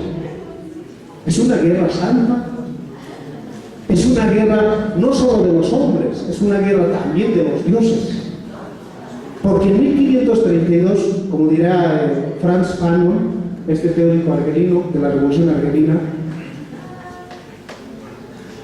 al colonizado no basta con usurparle el poder, sino que al colonizado, si es posible, hay que animalizarlo, hay que descomponerlo, hay que falsearlo. Entonces, en 1532 ocurrirá ese proceso de enajenación de la propia identidad aymara. Porque a partir de 1532, y eso Juan Carreñaga dirá, ¿no? Si bien el europeo no ha podido cambiarnos el color de la piel, el color de los huesos, lo que ha hecho Europa es cambiarnos la forma de los sentimientos. Lo que ha hecho es cambiarnos la forma de pensar, la forma de vivir, la forma de ver el mundo. Eso es lo que nos ha cambiado. Y el resultado, para Jean-Paul Sartre, el resultado de este proceso de enajenación de la identidad étnica nacional, el resultado queda el indígena, que el día de hoy lo reivindican desde el gobierno, como que todos nosotros somos pueblos indígenas. Pero Jean-Paul Sartre bien claro nos aclara que el indígena es un medio entre hombre y bestia. Cuando nosotros nos asumimos entonces como pueblos indígenas, aceptamos que somos pueblos bárbaros, pueblos incivilizados en proceso de civilización. Ese es el concepto de lo indígena. Entonces, en 1532 ocurre ese proceso, pero tiene dos resultados. En 1532 se establece en estas tierras un sistema colonial. Pero para que este sistema colonial tenga vigencia en el tiempo, tiene que estructurarse una colonialidad del poder. ¿Qué quiere decir eso? El sistema colonial, en palabras sencillas, es cómo nosotros vemos el mundo, cómo nosotros entendemos el mundo. Y la forma de entender, de ver el mundo, ya no es algo propio, sino que a partir del 32 nosotros ya pensamos como el europeo ha querido que nosotros pensemos. Y la colonialidad del poder es que la sociedad debe estratificarse. Ciertos grupos sociales deben estar arriba en la pirámide social y otros tienen que estar abajo, los vencidos. Y los que estamos abajo, los aymaras, los quechuas y demás nacionalidades empobrecidas, nosotros ya no reproducimos nuestra cultura, ya no reproducimos nuestra identidad, sino que nosotros solo reproducimos mediante la escuela, mediante el ejército, mediante las leyes. Nosotros reproducimos la vida, los valores de los dominadores, de los de arriba. Y en ese marco, el aymara, el quechua, empieza a practicar los valores culturales de la civilización europea. Hay gente que dice, por ejemplo, en un momento cuestionamos lo que era el cristianismo. Creo que será lo último que el proceso descolonial tendrá que solucionar. Cuando se cuestiona, por ejemplo, el concepto de Dios, el concepto del cristianismo, dice, ¿pero qué te pasa, amor? ¿Acaso cuando no te levantas de la cama no te pones una cruz? ¿Cómo pues vas a hablar contra Dios? Pero eso solo es resultado de un producto colonial. Imaginemos por un momento que en 1532 no son los europeos los que llegan a estas tierras. Imaginemos que son los asiáticos, los chinos, los que llegan a estas tierras con la llamada conquista. El día de hoy, ¿qué religión estaríamos aprendiendo y reproduciendo en las iglesias, en las escuelas? ¿Sería el cristianismo? Quizá el día de hoy hubiéramos sido budistas todos. Quizá no tendríamos pastores. Quizá no hubiéramos tenido monjes reproduciendo el budismo. La religión que hemos adoptado es únicamente la que hemos heredado de nuestros colonos. Entonces, toda esta cuestión no era validera en los primeros 100 años de la República. El indio, el llamado indio, que ahora lo llamamos indígena, no puede impugnar estos valores culturales impuestos por Occidente. No puede impugnarlos. Recién a nivel mundo, recién a partir de 1945 hasta el 65, se empiezan a elaborar los primeros discursos sobre la descolonización. Y no van a ocurrir en estas tierras, sino los primeros discursos de la descolonización van a iniciar en la África Negra, van a iniciar en la Asia, porque el mundo, hasta el 45, lo que nosotros el día de hoy llamamos el proceso de la globalización, ha vivido un proceso de europeización mundial. Las demás culturas, Europa ha pretendido borrarlas y sustituirlas por su propio modo de vida. Entonces, a partir del 45, surgen los movimientos de liberación nacional, en el África Negra, en el Asia.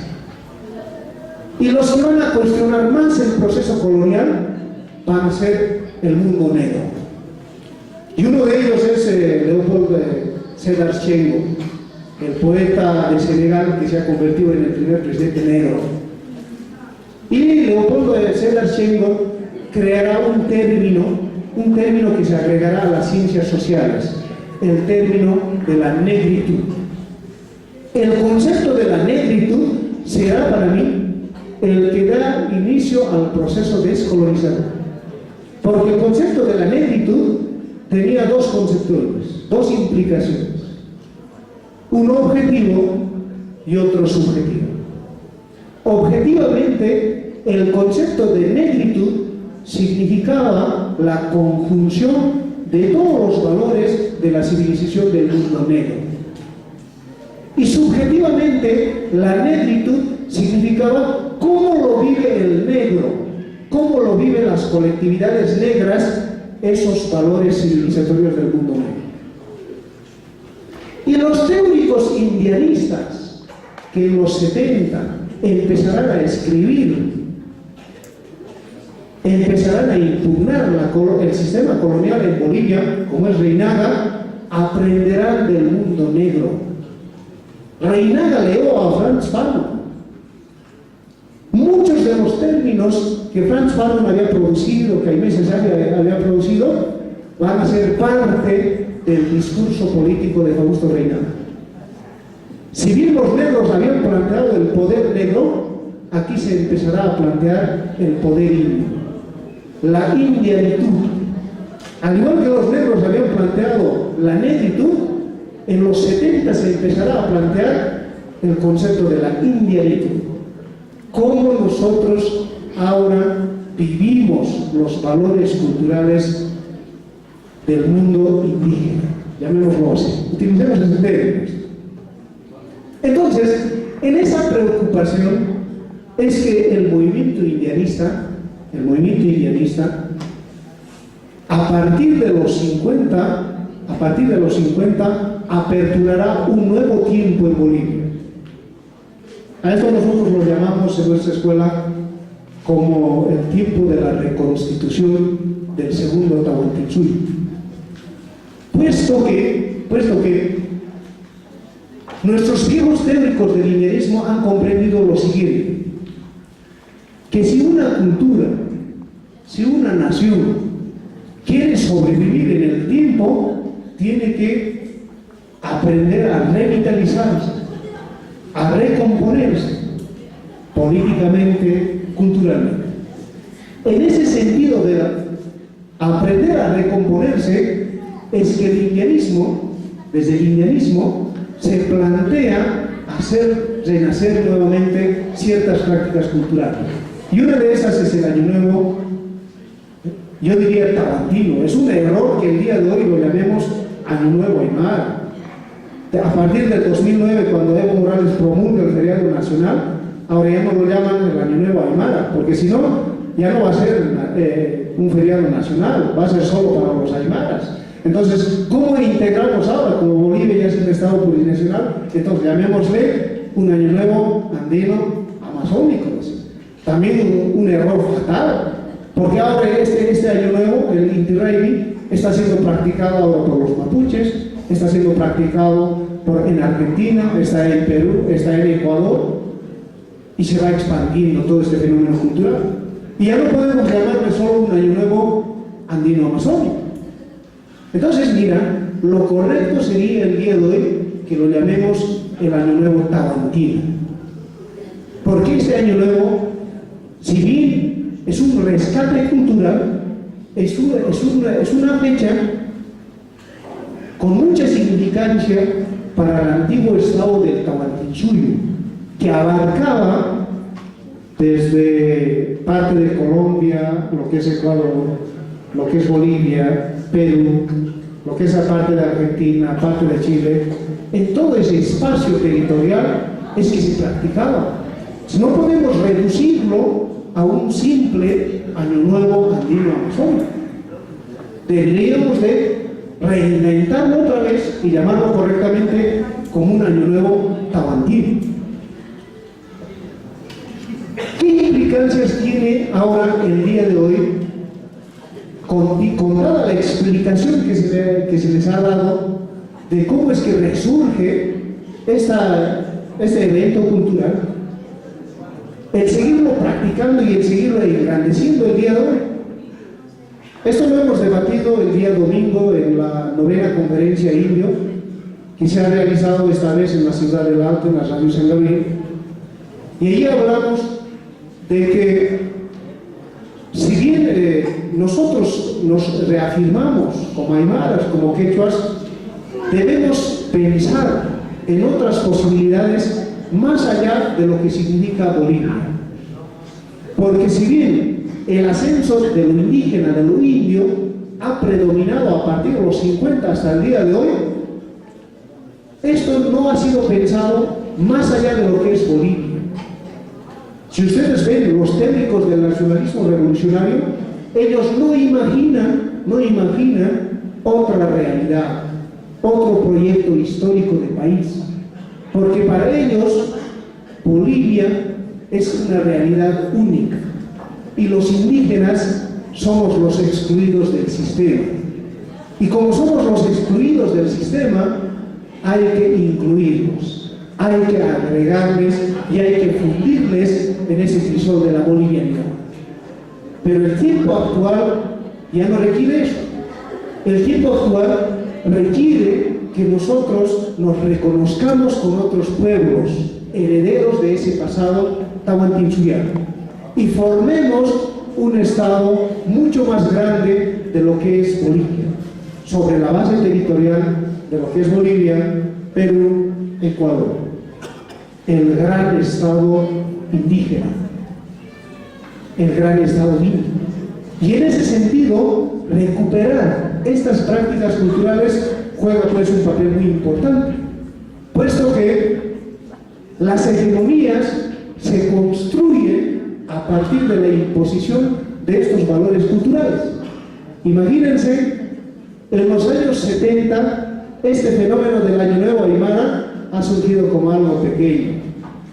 10, 15 locos indianistas iban a Tiwanaku, hacían sus guajas.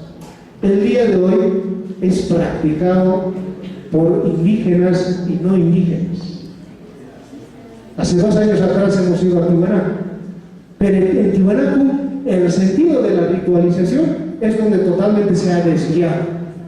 El joven ya no va a celebrar el Año Nuevo, el joven noche antes ya va a celebrar una fiesta, se emborracha, baila, al día siguiente está botado ahí ya en Tiwanaku.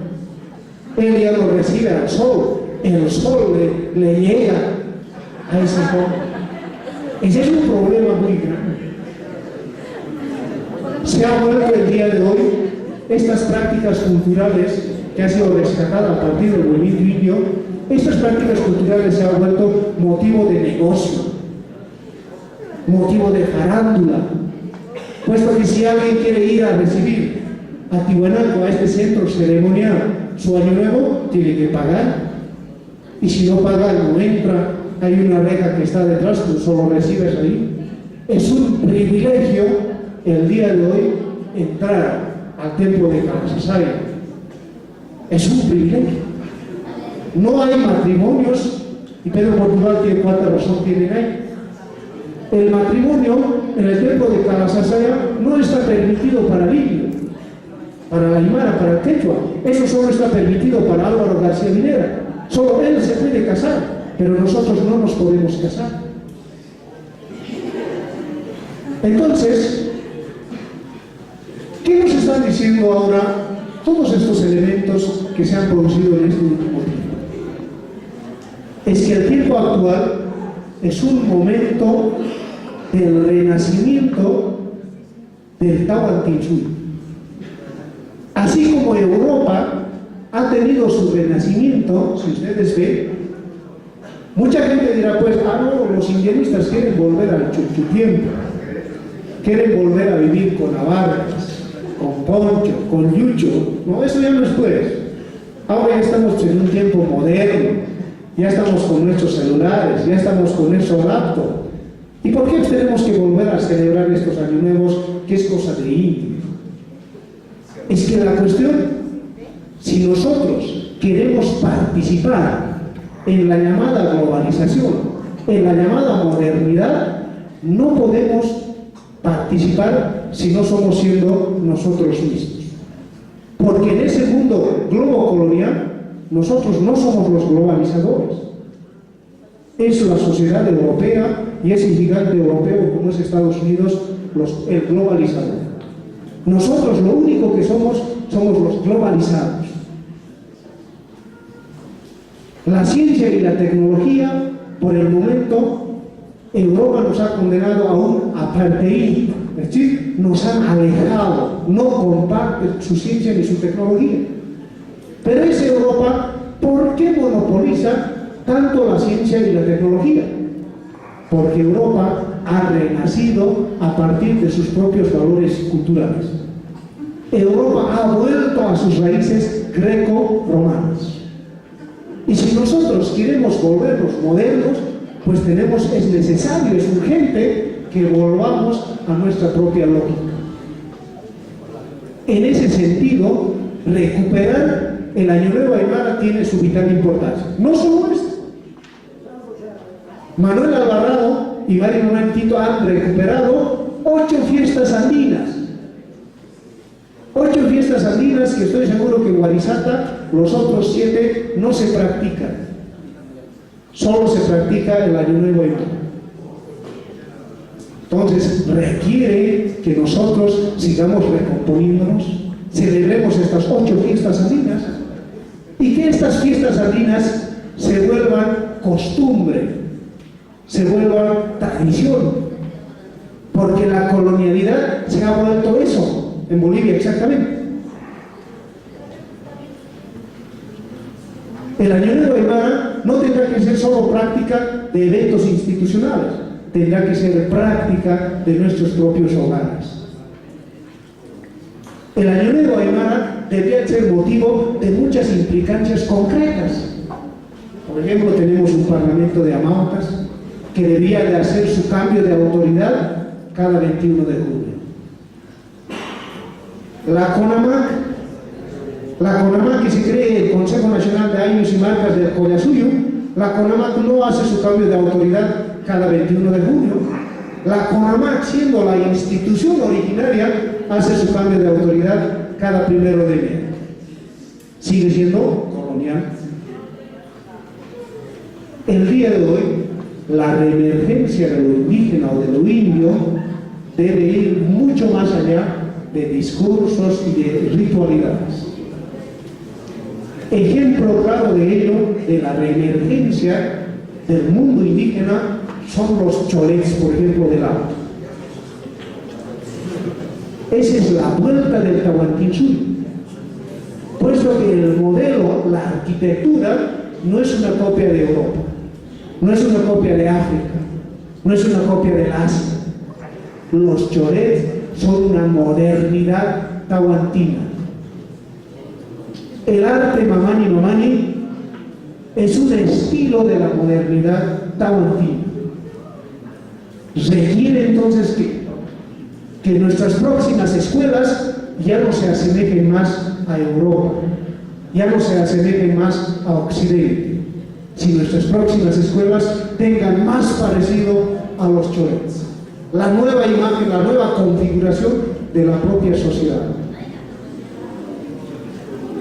El renacimiento significa que no solo hay que recuperar el Año Nuevo Aymara, hay que recuperar, hay que reconstituir en conceptos de letras, en conceptos de ciencia, en conceptos de tecnología, de arquitectura, de música, de danza, de cine, todo un repertorio cultural con las que nosotros podemos participar en ese mundo globo colonial y en ese mundo donde se halla la modernidad europea. Nada más y ya por su preferencia. Los aplausos para nuestro hermano Yaguar Copana Mamani, que nos ha enfatizado la temática para hacer las preguntas a cada uno de nuestros participantes. Ahí está el representante de la federación. Si existen algunas preguntas, ahí lo tiene o no.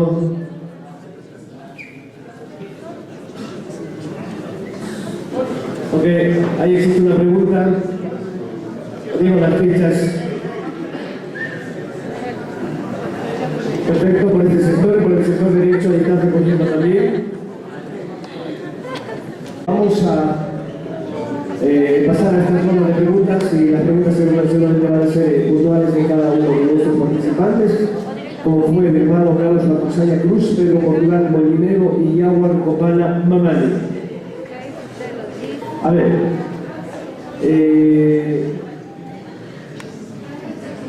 bueno, esta pregunta es una pregunta, pero no dice a quién va dirigido.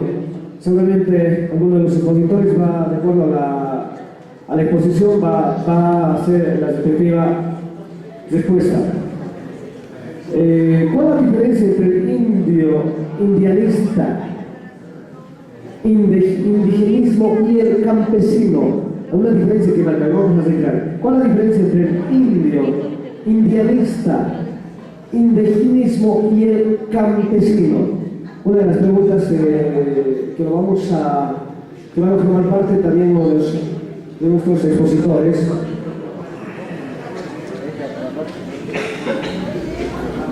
Ok.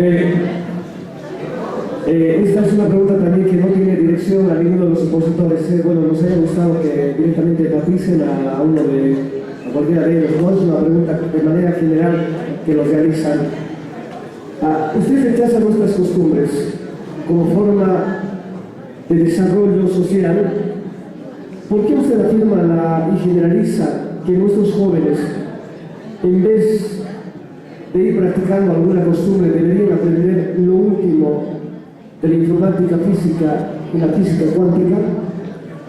Bueno, ahí creo que va direccionado al hermano Carlos Marcusaya, que nos enfatizaba sobre aquello también. Primeramente vamos a responder estas preguntas, por favor. La primera pregunta, cualquiera de nuestros expositores, por favor, seamos puntuales. Adelante. La diferencia entre indio, indianista, indigenismo y el campesino. Vamos con el hermano Carlos o en todo caso Pedro Portugal. Adelante, hermano. Todo término tiene función y su función indica su validez. Nace en un momento y nace de acuerdo a las condiciones de ese momento. Por ejemplo, indio tenía un valor bien grande cuando nació, cuando un grupo de personas se reclamaron como indios. Antes y después puede tener otro significado. Hay que hacer notar que indio lo utilizó el criollo para designar a la aymara, quechua, al originario, como una cuestión insultativa, peyorativa, de opresión. Entonces, en un sistema en el que esta gran parte de la población estaba carente de dignidad y ausente de los niveles de decisión, reivindicarse como indio era mover el tablero. Era asumir ese término, digamos, de migración que habían dado para utilizarlo como un arma de liberación. Es lo mismo que pasó con los negros. Negro era un término insultativo en América del Norte, por ejemplo, y después salió el negro es bonito, los negros lo más bello, la que ¿no es cierto? Es decir, eso hace parte de una constante sociológica y obedece a la dureza, digamos, de las situaciones concretas. Y el indianismo empezó a formarse como la idea de los indios, opuesta al indigenismo, que era para los indianistas la idea que tenía el no indio del indio. Entonces el indianismo era una lucha, una política de liberación, era una ideología de combate, y el indigenismo era una idea distractiva que ponía al indígena simplemente como una cuestión cultural, como una cuestión exótica, ¿no es cierto? Porque halagos al indígena, eso ha habido desde el nacimiento de la República, desde la llegada de los españoles, no es nuevo lo que pasa. Y el indianismo se consideraba una bandera, digamos, de lucha. Ahora, sobre todo en las generaciones jóvenes, ya no tiene ese valor lo indio, primero porque ya no se utiliza como un insulto, y por eso muchos dicen, pero no somos de la India, salen con reflexiones medio tontas, porque ese término no es un gentilicio, no indica de dónde viene uno, sino es una categoría política que se la tiene que entender, pero los momentos no son los mismos. Entonces viene otro momento de esa definición. Entonces los términos nacen, no duran permanentemente. Y campesino al final lo utilizaron para decir lo indio puede hacer pensar en lo racial, es peligroso, lo indígena ciertos medios distractivos, como la mayor parte de los aymaras que viven en el campo y son de una clase social campesina, su verdadero interés es el trabajo, es la producción agrícola. Y eso lo empezó a utilizar sobre todo el MNL a partir de la reunión del 52. Entonces, un término tiene su razón de ser en la medida que está en una idea política que tiene alguien. Ahora estamos en ciertos momentos muy interesantes, no sabemos qué términos van a surgir. Por ejemplo, aquí el expositor Yaguar Copana plantea lo tahuantino, puede ser. Entonces va a haber un periodo interesante donde se van a plantar denominaciones y va a ser una lucha ideológica. Y el triunfo no va a ser la que guste al que inventa ese término, sino al que refleja el sentir de la población. Y ese momento indio era una cuestión de lucha. Y la gente era orgullosa de ese niño porque era como dar una bofetada que antes resultaba llamándole indio. Entonces, los términos tienen valor según el momento, según, ¿cómo se llama?, según la situación. Esto un poquito quisiera añadir sobre la otra pregunta que es general. Es lo mismo respecto a los usos y costumbres. Los usos y costumbres cambian, ¿no es cierto? O sea, y uno tiene que vivir su momento. Cuando uno va a los años nuevos, o sea, va a haber jóvenes que están tomando, que están besándose, que están hablando con su teléfono. Entonces, no es decir que estos son malos y no, la pureza del año nuevo Mara no la entienden. Esa es la manera como se comporta actualmente la juventud y la manera como administramos eso, ahí va a definir, digamos, que tenga o no tenga éxito en lo social y en lo político. ¿No es cierto? Entonces, el otro es tener una idea fija que podría, digamos, ser perjudicial, digamos, para poder implantar, digamos, una nueva corriente. Y último aspecto, una última reflexión que quisiera hacer. Si vamos al término político, lo político tiene razón de ser cuando es subversivo, es decir, cuando va contra lo prohibido, cuando va contra lo censurado. Y lo que hacían los implantadores del Año Nuevo Aymara tenía razón porque iba contra lo prohibido. Ahora el Año Nuevo Aymara es totalmente admitido. Nadie puede decir que está haciendo subversión, digamos, reclamando el Año Nuevo Aymara, porque todo el mundo está en eso. Las agencias comerciales, las ONGs, etc. Alguien quiere hacer recuperación étnica, todas las agencias de cooperación europeas están dispuestas a financiarle. Pero vaya un indígena a decir queremos hacer robótica o queremos hacer informática. O sea, eso no es indígena. Indígena es ser ancestral. Entonces, ser ancestral ahora es la ideología dominante. Y jugar a ser ancestral no es nada subversivo porque está en la onda. ¿Qué va a ser subversivo si ahora el Año Nuevo Aymara es oficial, es feriado? Los subversivos serían encontrar cosas que vayan a la recuperación cultural, pero vayan a aquello que modifique no solamente las mentalidades, sino cambie también la esencia del sistema. Voy a tratar de ser breve y voy a tratar de subrayar. A ver, sobre si yo hago mal porque a los jóvenes supuestamente les digo que no practiquen sus costumbres, nuestras costumbres, no he dicho eso, creo que es una interpretación mala, me suele pasar, no soy muy bueno para explicarme. Lo que yo he dicho es de que se tomen los elementos contemporáneos, pues son los elementos con los que hoy nos enfrentamos a, digamos, otros sectores sociales, con otros intereses.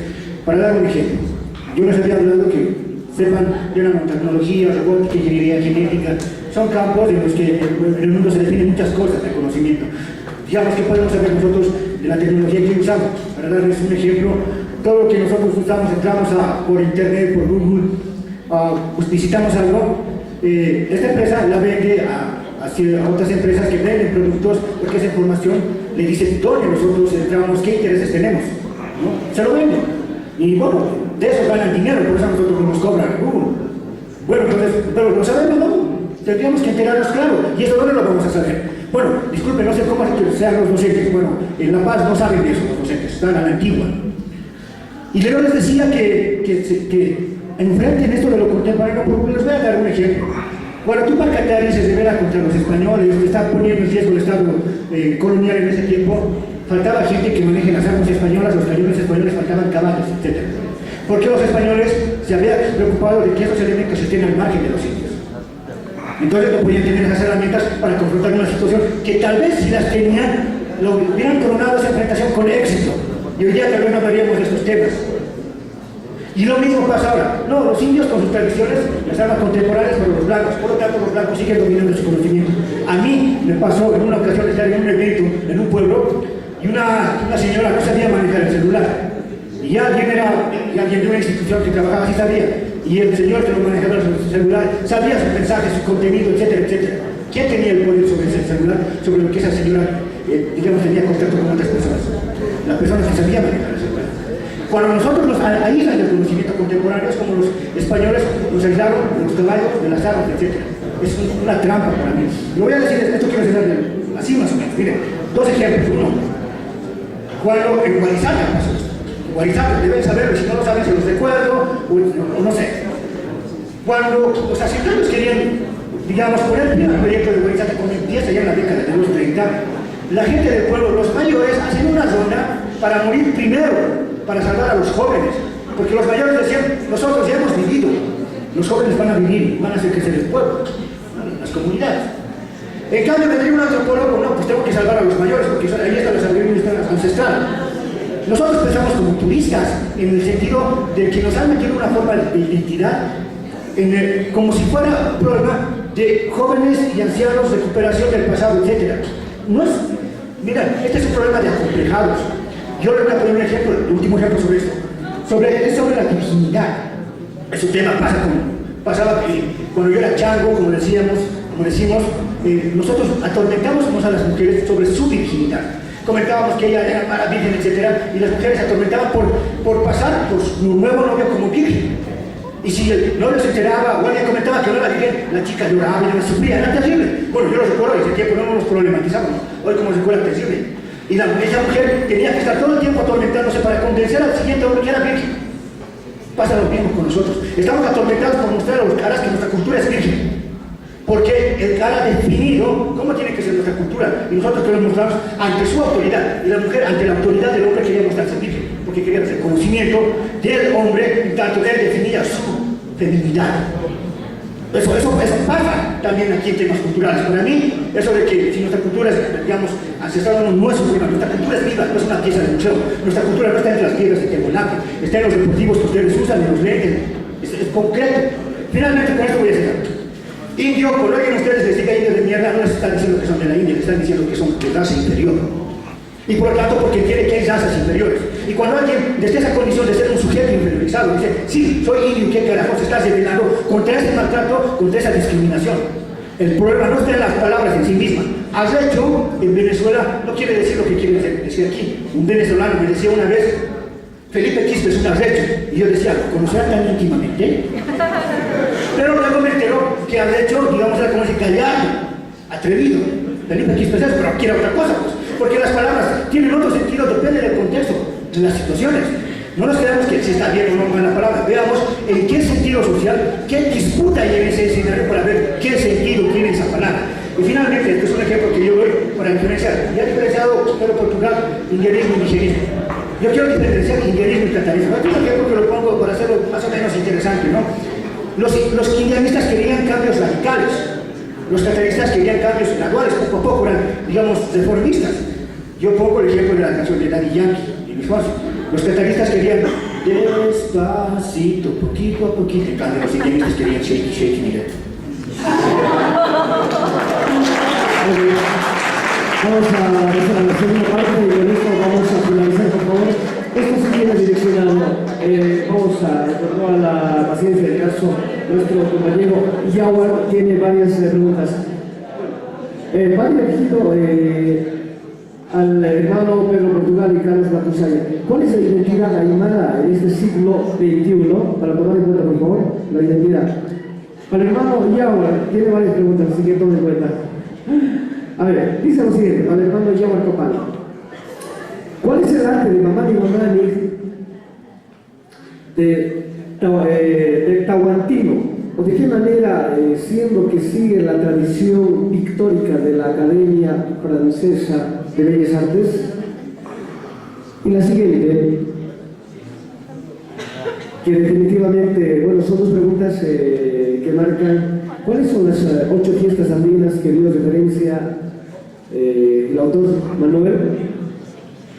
Y esta un poco más directa, ¿no? También para Yawar. ¿Somos indios actualmente o somos indígenas? Bueno, primeramente vamos a dar la palabra al hermano Pedro Portugal sobre la identidad aymara en el siglo XXI. Posteriormente, la misma pregunta nos va a contestar de una forma sintética el hermano Carlos Matusaya, por favor. ¿Qué es la identidad? La identidad es un tema que surge cuando hay problemas de quién manda. Cuando la sociedad está homogénea, no se hacen problemas de identidad. No van a encontrar ustedes un suizo, un danés que esté problematizándose quién soy yo, mis ancestros los vikingos, o cuando haga alguna ceremonia empiece a traer, digamos, cuestiones anteriores. Ellos viven sus cambios porque toda sociedad cambia de manera correcta porque son ellos los autores de sus cambios. El problema de identidad surge cuando hay cambios que no surgen de la voluntad de uno, sino que son compulsivos, que son obligados. Entonces, ¿dónde se ve esos cambios, ese crisis de identidad? En aquellos que justamente su identidad se ha perdido. La persona que dice cuál es mi identidad es aquella que no tiene identidad, porque la identidad es lo cotidiano. Y lo cotidiano nos diferencia. Y lo cotidiano nos diferencia a los aymaras, de los quechuas, de los criollos, porque lo vivimos de manera permanente. La manera como se hace una fiesta en el mundo aymara es diferente de la manera como se hace en el mundo andino, mejor dicho, en el mundo criollo. La manera como se da y se recibe es diferente. La manera de tener obligaciones sociales, las fiestas, por ejemplo, las prestes, es diferente porque eso no se conoce y no se lo practica en el mundo criollo. Entonces, lo característico de la identidad no son ideas etéreas, no es una cuestión que está en el espacio y que la agarramos, tampoco son esencias, son mecanismos sociales que provocan ciertas conductas y ciertas maneras de reacción. Ahora, esas conductas y esas maneras de reaccionar cambian según el momento, y es propio que no cambie. Ahora, si se identifica esa manera, la esencia, como si fuese tal como éramos externamente hace 20, 3, 4 siglos atrás, a lo que somos actualmente, es una visión errada. Y como la idea, como la esencia es dinámica, esta identidad aymara impregna incluso cosas que en su origen no vienen del mundo aymara. Yo recuerdo en Mecapaca, donde vivo, en la, ¿cómo se llama? Vino un grupo religioso, y ese grupo religioso pidió estar en la escuela, estar unos 3 días porque iban a hacer un encuentro religioso. Era un grupo evangélico, ¿no es cierto? Y antes había conflicto entre católicos y evangélicos fuertes, ahora hay bastante tolerancia. Y fuimos a observar, y los evangélicos terminaron su fiesta bailando con banderas blancas, con ciertos ritmos, digamos, y con cierta manera, digamos, de entronizar, y había algunos que eran encargados que llevaban cajas de ese fresco, como a veces nosotros en nuestras fiestas llevamos la cerveza. Y esa es identidad, aun cuando sea cristiano, porque la identidad es la relación social, las instituciones que salen, y hay 2 identidades diferentes. Hay identidades altamente comunitarias en el mundo andino y hay identidades altamente individualistas en el mundo andino. Y esa identidad tiene su manera de proyectarse. En el siglo XIV podía haberse proyectado de una manera y ahora puede proyectarse con la computadora o con el teléfono. Entonces, confundir la forma con la esencia es un error. La identidad aymara del siglo XXI va a ser mantener esa nuestra manera de ser, nuestra manera, no nuestra concepción, porque de la materia vienen, digamos, las ideas. Aquí hay que definirse básicamente qué es. Nosotros somos así porque tenemos un mundo de ideas o porque tenemos un mundo de vivencia diferente. Es nuestra organización social la que ha creado las instituciones. Las instituciones no han venido del aire. Si había rotación de cargos, era porque había una forma de vivir. Y ese tipo de rotación creaba una mentalidad. Entonces, ese tipo de instituciones está esperando la manera cómo manifestarse políticamente en este siglo XXI, porque se manifiesta de otras maneras. Ya lo digo, los choletes, etc. Es la manera como la identidad andina se manifiesta con ciertas peculiaridades actualmente. Entonces, caer, digamos, en otro tipo de problema es hacer el juego a quienes buscan la postergación política del mundo antiguo. O sea, el tema de colonial, de que todo fuese identidad, es un tema teórico reciente que ha surgido con el posmodernismo, no había antes. La descolonización no era cuestión de actitudes, de cultura, la descolonización era cuestión de poder político. Pero ha habido una cuestión con Quijano, con Miñolo, con todos los escritores actuales que han querido desviar el asunto en cuestión puramente cultural, y no es así. La cuestión es de tipo estructural. Y para terminar les voy a dar un ejemplo. Este gobierno creo, porque no hay indígenas, digamos, que estén en este gobierno dirigiendo. Los que dirigen son los criollos, y como los criollos tenían una imagen fantástica de lo indígena, todas las fiestas, años nuevos, sincronizaciones, ceremonias, rituales, etc. ¿Y qué se dieron cuenta? Que eso al indígena no le gusta, que la gente apoya políticamente porque hay carreteras, porque hay hospitales, porque hay canchas de césped sintético, porque hay teleférico, porque hay cosas concretas. Y se han dado cuenta cómo el gobierno ha cambiado radicalmente. Ahora todo lo exótico, lo folclórico ya está como los restos. Ahora es toda una cuestión de dar concretamente. Lo malo que con esa relación entran en la cadena que ha habido siempre, de dar, pero de pedir sometimiento político. Entonces lo que pasa nos tiene que hacer reflexionar. Nuestro destino es empoderarnos. Empoderarnos significa dirigir y tener la iniciativa.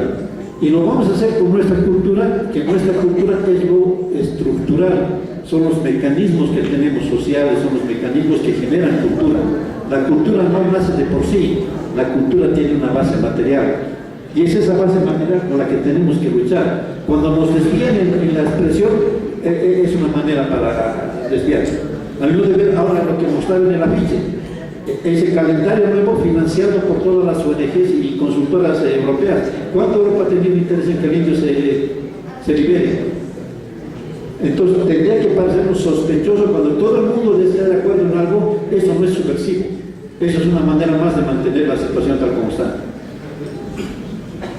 Yo voy a nacionalizar a los españoles cuando llegaron después de 800 años de dominio árabe, no llegaron ciegos o mestizos, pero nosotros en nuestra mentalidad provinciana boliviana tenemos el complejo de nuestra particularidad.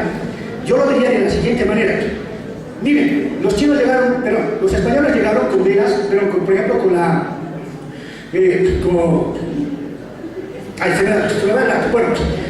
la papa. No, miren, los europeos no se hacen ningún problema en comer papa. No, eso es de los indios. Ellos, aquí en los Andes se ha domesticado un fruto silvestre que hoy día es la papa. ¿Y ustedes creen que la gente se hace problema de comer papa en otras partes del mundo? No, no se hace problema. Decía la brújula. Los europeos han llegado a estas tierras porque han usado la brújula de los chinos. Los europeos no han creado la brújula. Bien. Finalmente, yo lo pongo en ese sentido. Para mí lo importante en temas de identidad no es buscar algo que hemos sido siempre. Yo rescato esto de Tupac Katari. Todos tienen una interpretación de Tupac Katari. Esta es a mí la que me gusta, la que yo agarro y que tiene que ver con cómo asumió la identidad. Cuando Tupac Katari se revela en ese periodo histórico, las comunidades estaban dirigidas por caciques. Bueno, la palabra no es exactamente la que se usaba, ¿no? Y eso era de descendencia sanguínea. El papá era el abuelo, etcétera, etcétera. Tupac Katari era un indio del común, pero llega a dirigir un movimiento grande, sin ser de descendencia noble. Y cambia, y en las comunidades que se van revelando, van descabezando a los caciques y crean una forma de gobierno de rotación. ¿Qué quiero decir? Los aymaras de ese tiempo se rebelan contra su cultura política, no caciques, inventan una forma de gobierno, hagamos rotación, en otras palabras, se rebelan contra su propia cultura para rebelarse contra los españoles. Yo lo que reivindico de Tupac Katari, que nos muestra que uno para rebelarse no solo se revela contra los que te dominan, también te rebelas contra ti mismo, porque en tus prácticas y en tus usos la dominación se ha hecho tradición. Uno se tiene que rebelar con nosotros mismos. Un pueblo muestra su vitalidad no porque se produce en su cultura, sino porque es capaz de rehacerse en una situación histórica. Y yo por lo menos me identifico en los procesos en que ese pueblo es capaz de rehacerse en procesos de lucha. A mí la identidad me interesa en procesos de lucha, no como pretexto turístico. Gracias. Okay. La pregunta para nuestro hermano Guaya, tal vez no sé, todos brevemente nos identifican. ¿Por qué el arte de Mamani Mamani es tan antiguo, siendo que la tradición histórica de la Academia Francesa de Bellas Artes, tiene su pintura, y la otra, definitivamente, las 8 fiestas andinas? Hermano.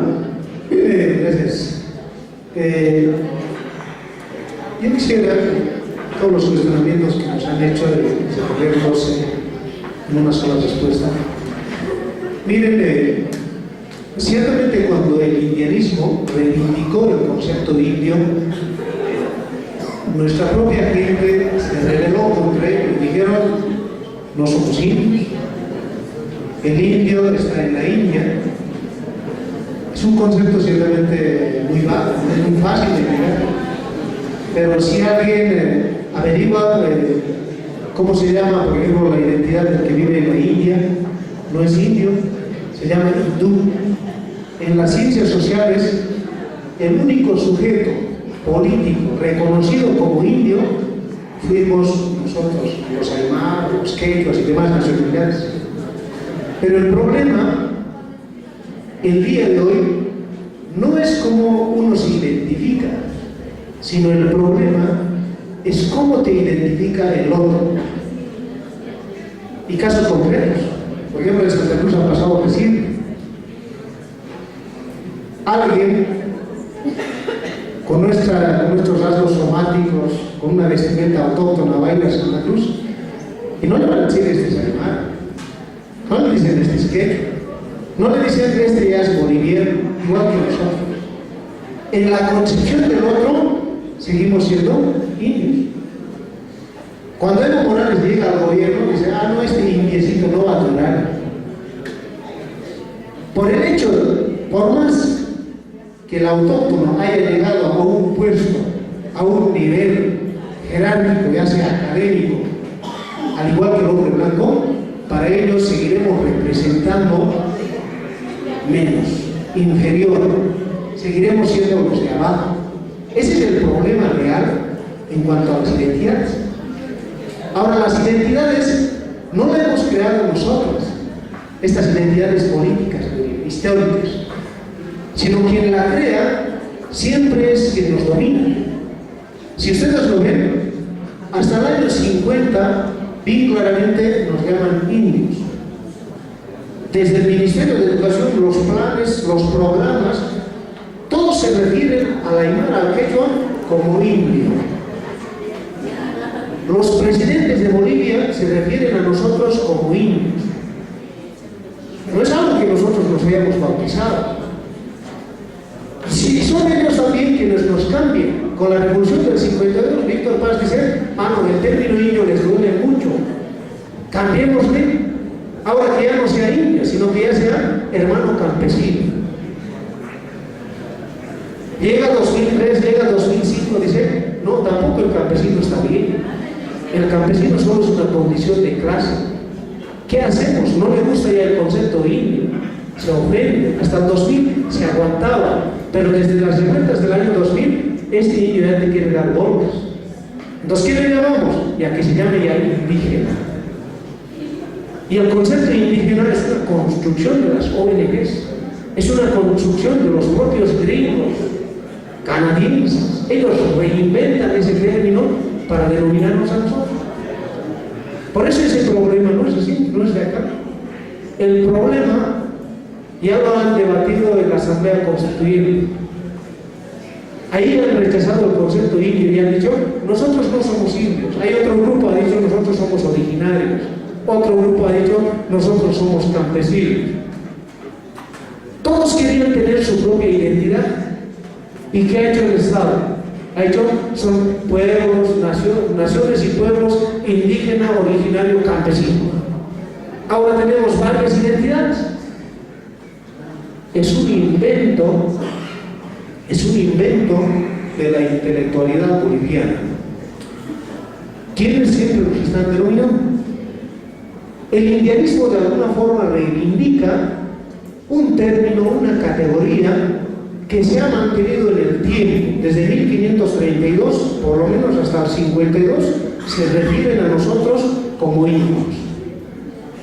Y en los 60, a partir de este concepto degradante y humillante, se elabora un discurso político, un proyecto político de indianismo.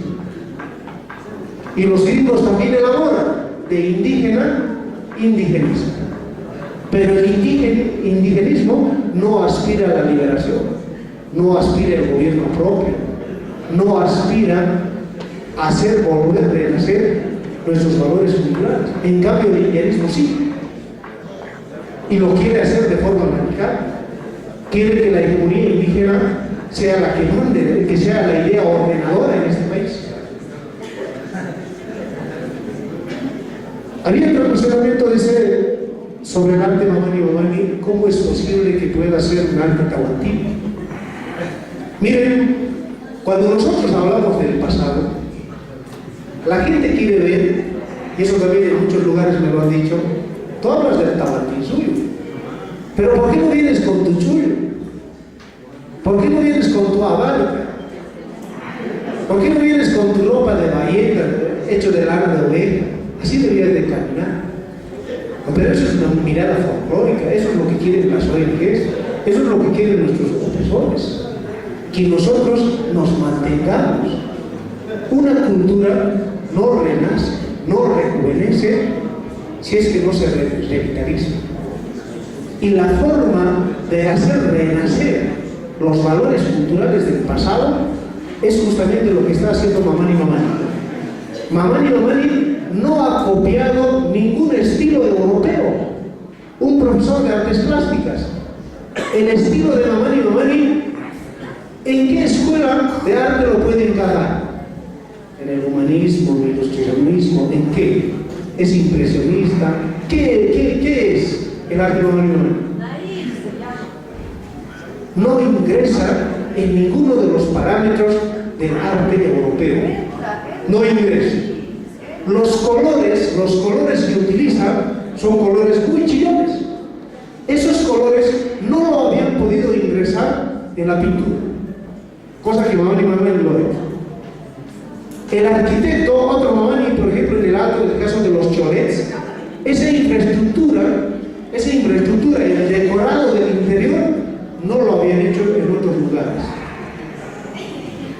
Veanlo, ¿dónde lo han hecho? ¿Dónde hay los cholets? Entonces, ¿qué es lo que estamos viendo?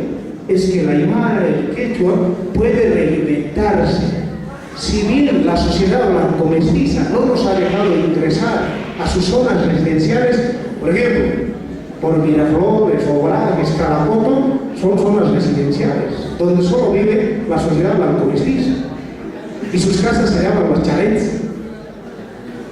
Un aymara, un quechua, no puede comprarse una casa en esos espacios. ¿Qué hace el arte? Dice, si bien no podemos entrar en esas zonas residenciales, creemos nuestras propias zonas residenciales, con nuestra propia arquitectura. Y esos son los chalets, que son la superación, son más grandes que los chalets. Requiere entonces toda esta lectura, que no solo debemos quedarnos ahí, sino que estamos en un tiempo donde la descolonización, el rescate de nuestros valores culturales tiene que consolidarse en algo concreto, en algo real, en algo propio con el que podemos participar en el mundo. Habla de las 8 fiestas andinas. Manuel Alvarado, Mario Manitito, ha rescatado estas 8 fiestas andinas que el día de hoy se celebran, pero ya se celebran como fiestas católico-cristianas, puesto que el calendario gregoriano ha hecho eso. Por ejemplo, el 21 de diciembre se celebraba el Illa Uru. Ahora la fiesta del 21 de diciembre se ha recorrido a lo que es 24 de enero, se lo conoce como la fiesta de las Arracitas de Lequeco, pero antiguamente se celebraba cada 21 de diciembre el Illa Uru. El carnaval, ese concepto de carnaval es europeo. Anata, ese sí es algo propio. Además es la fecha de las Hispanias, y hay así muchas fiestas. Por ejemplo, el Amaypaxi, la fiesta de los difuntos. Ahora se ha vuelto en la fiesta de todos los santos. Hay otra fiesta, por ejemplo, del rayo, de la chacana. Ahora ya se lo llama la fiesta de la cruz, cada 3 de mayo ya lo bailan. Hay la fiesta del rayo, ahora la fiesta del rayo se lo llama la fiesta del Tala Santiago. Es decir, nuestras fiestas andinas se han vuelto fiestas católico-cristianas.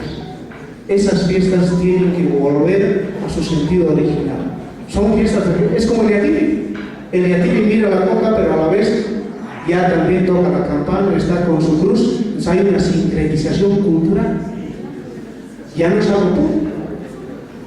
El problema de la identidad, porque es importante reconocernos aún como aymaras, como qué implicancias tiene lo político. Hasta antes de la llegada de Evo Morales, se decía que el indígena, utilizaremos ese concepto aunque no me gusta, el indígena representa el 63% de la población boliviana. Por lo tanto, si Evo Morales era elegido de esos 63% de la población, entonces era el gobierno de los indígenas. Ahora el nuevo problema de la identidad es de la migración. Por ejemplo, el joven alteño. En el último censo que lo han hecho, han ido los encuestadores casa por casa. El joven alteño ya no viste, ya no se pone pobre. Ya ni siquiera, si su mamá es de Pollera, la hija ya no es de Pollera. Y cuando el encuestador ha ido a la casa, le ha preguntado, ¿cuál es tu identidad? ¿Eres aymara? ¿Eres quechua? ¿Qué ha dicho? No, yo no soy ninguno de ellos. Por más que su rostro, sus rasgos somáticos decían que era proveniente de esa cultura, esto ya dice, no, yo no soy. Entonces, ¿qué? Yo soy mestizo. Pero no es un mestizaje real, porque el mestizaje real surgió una vez que el europeo llegó acá.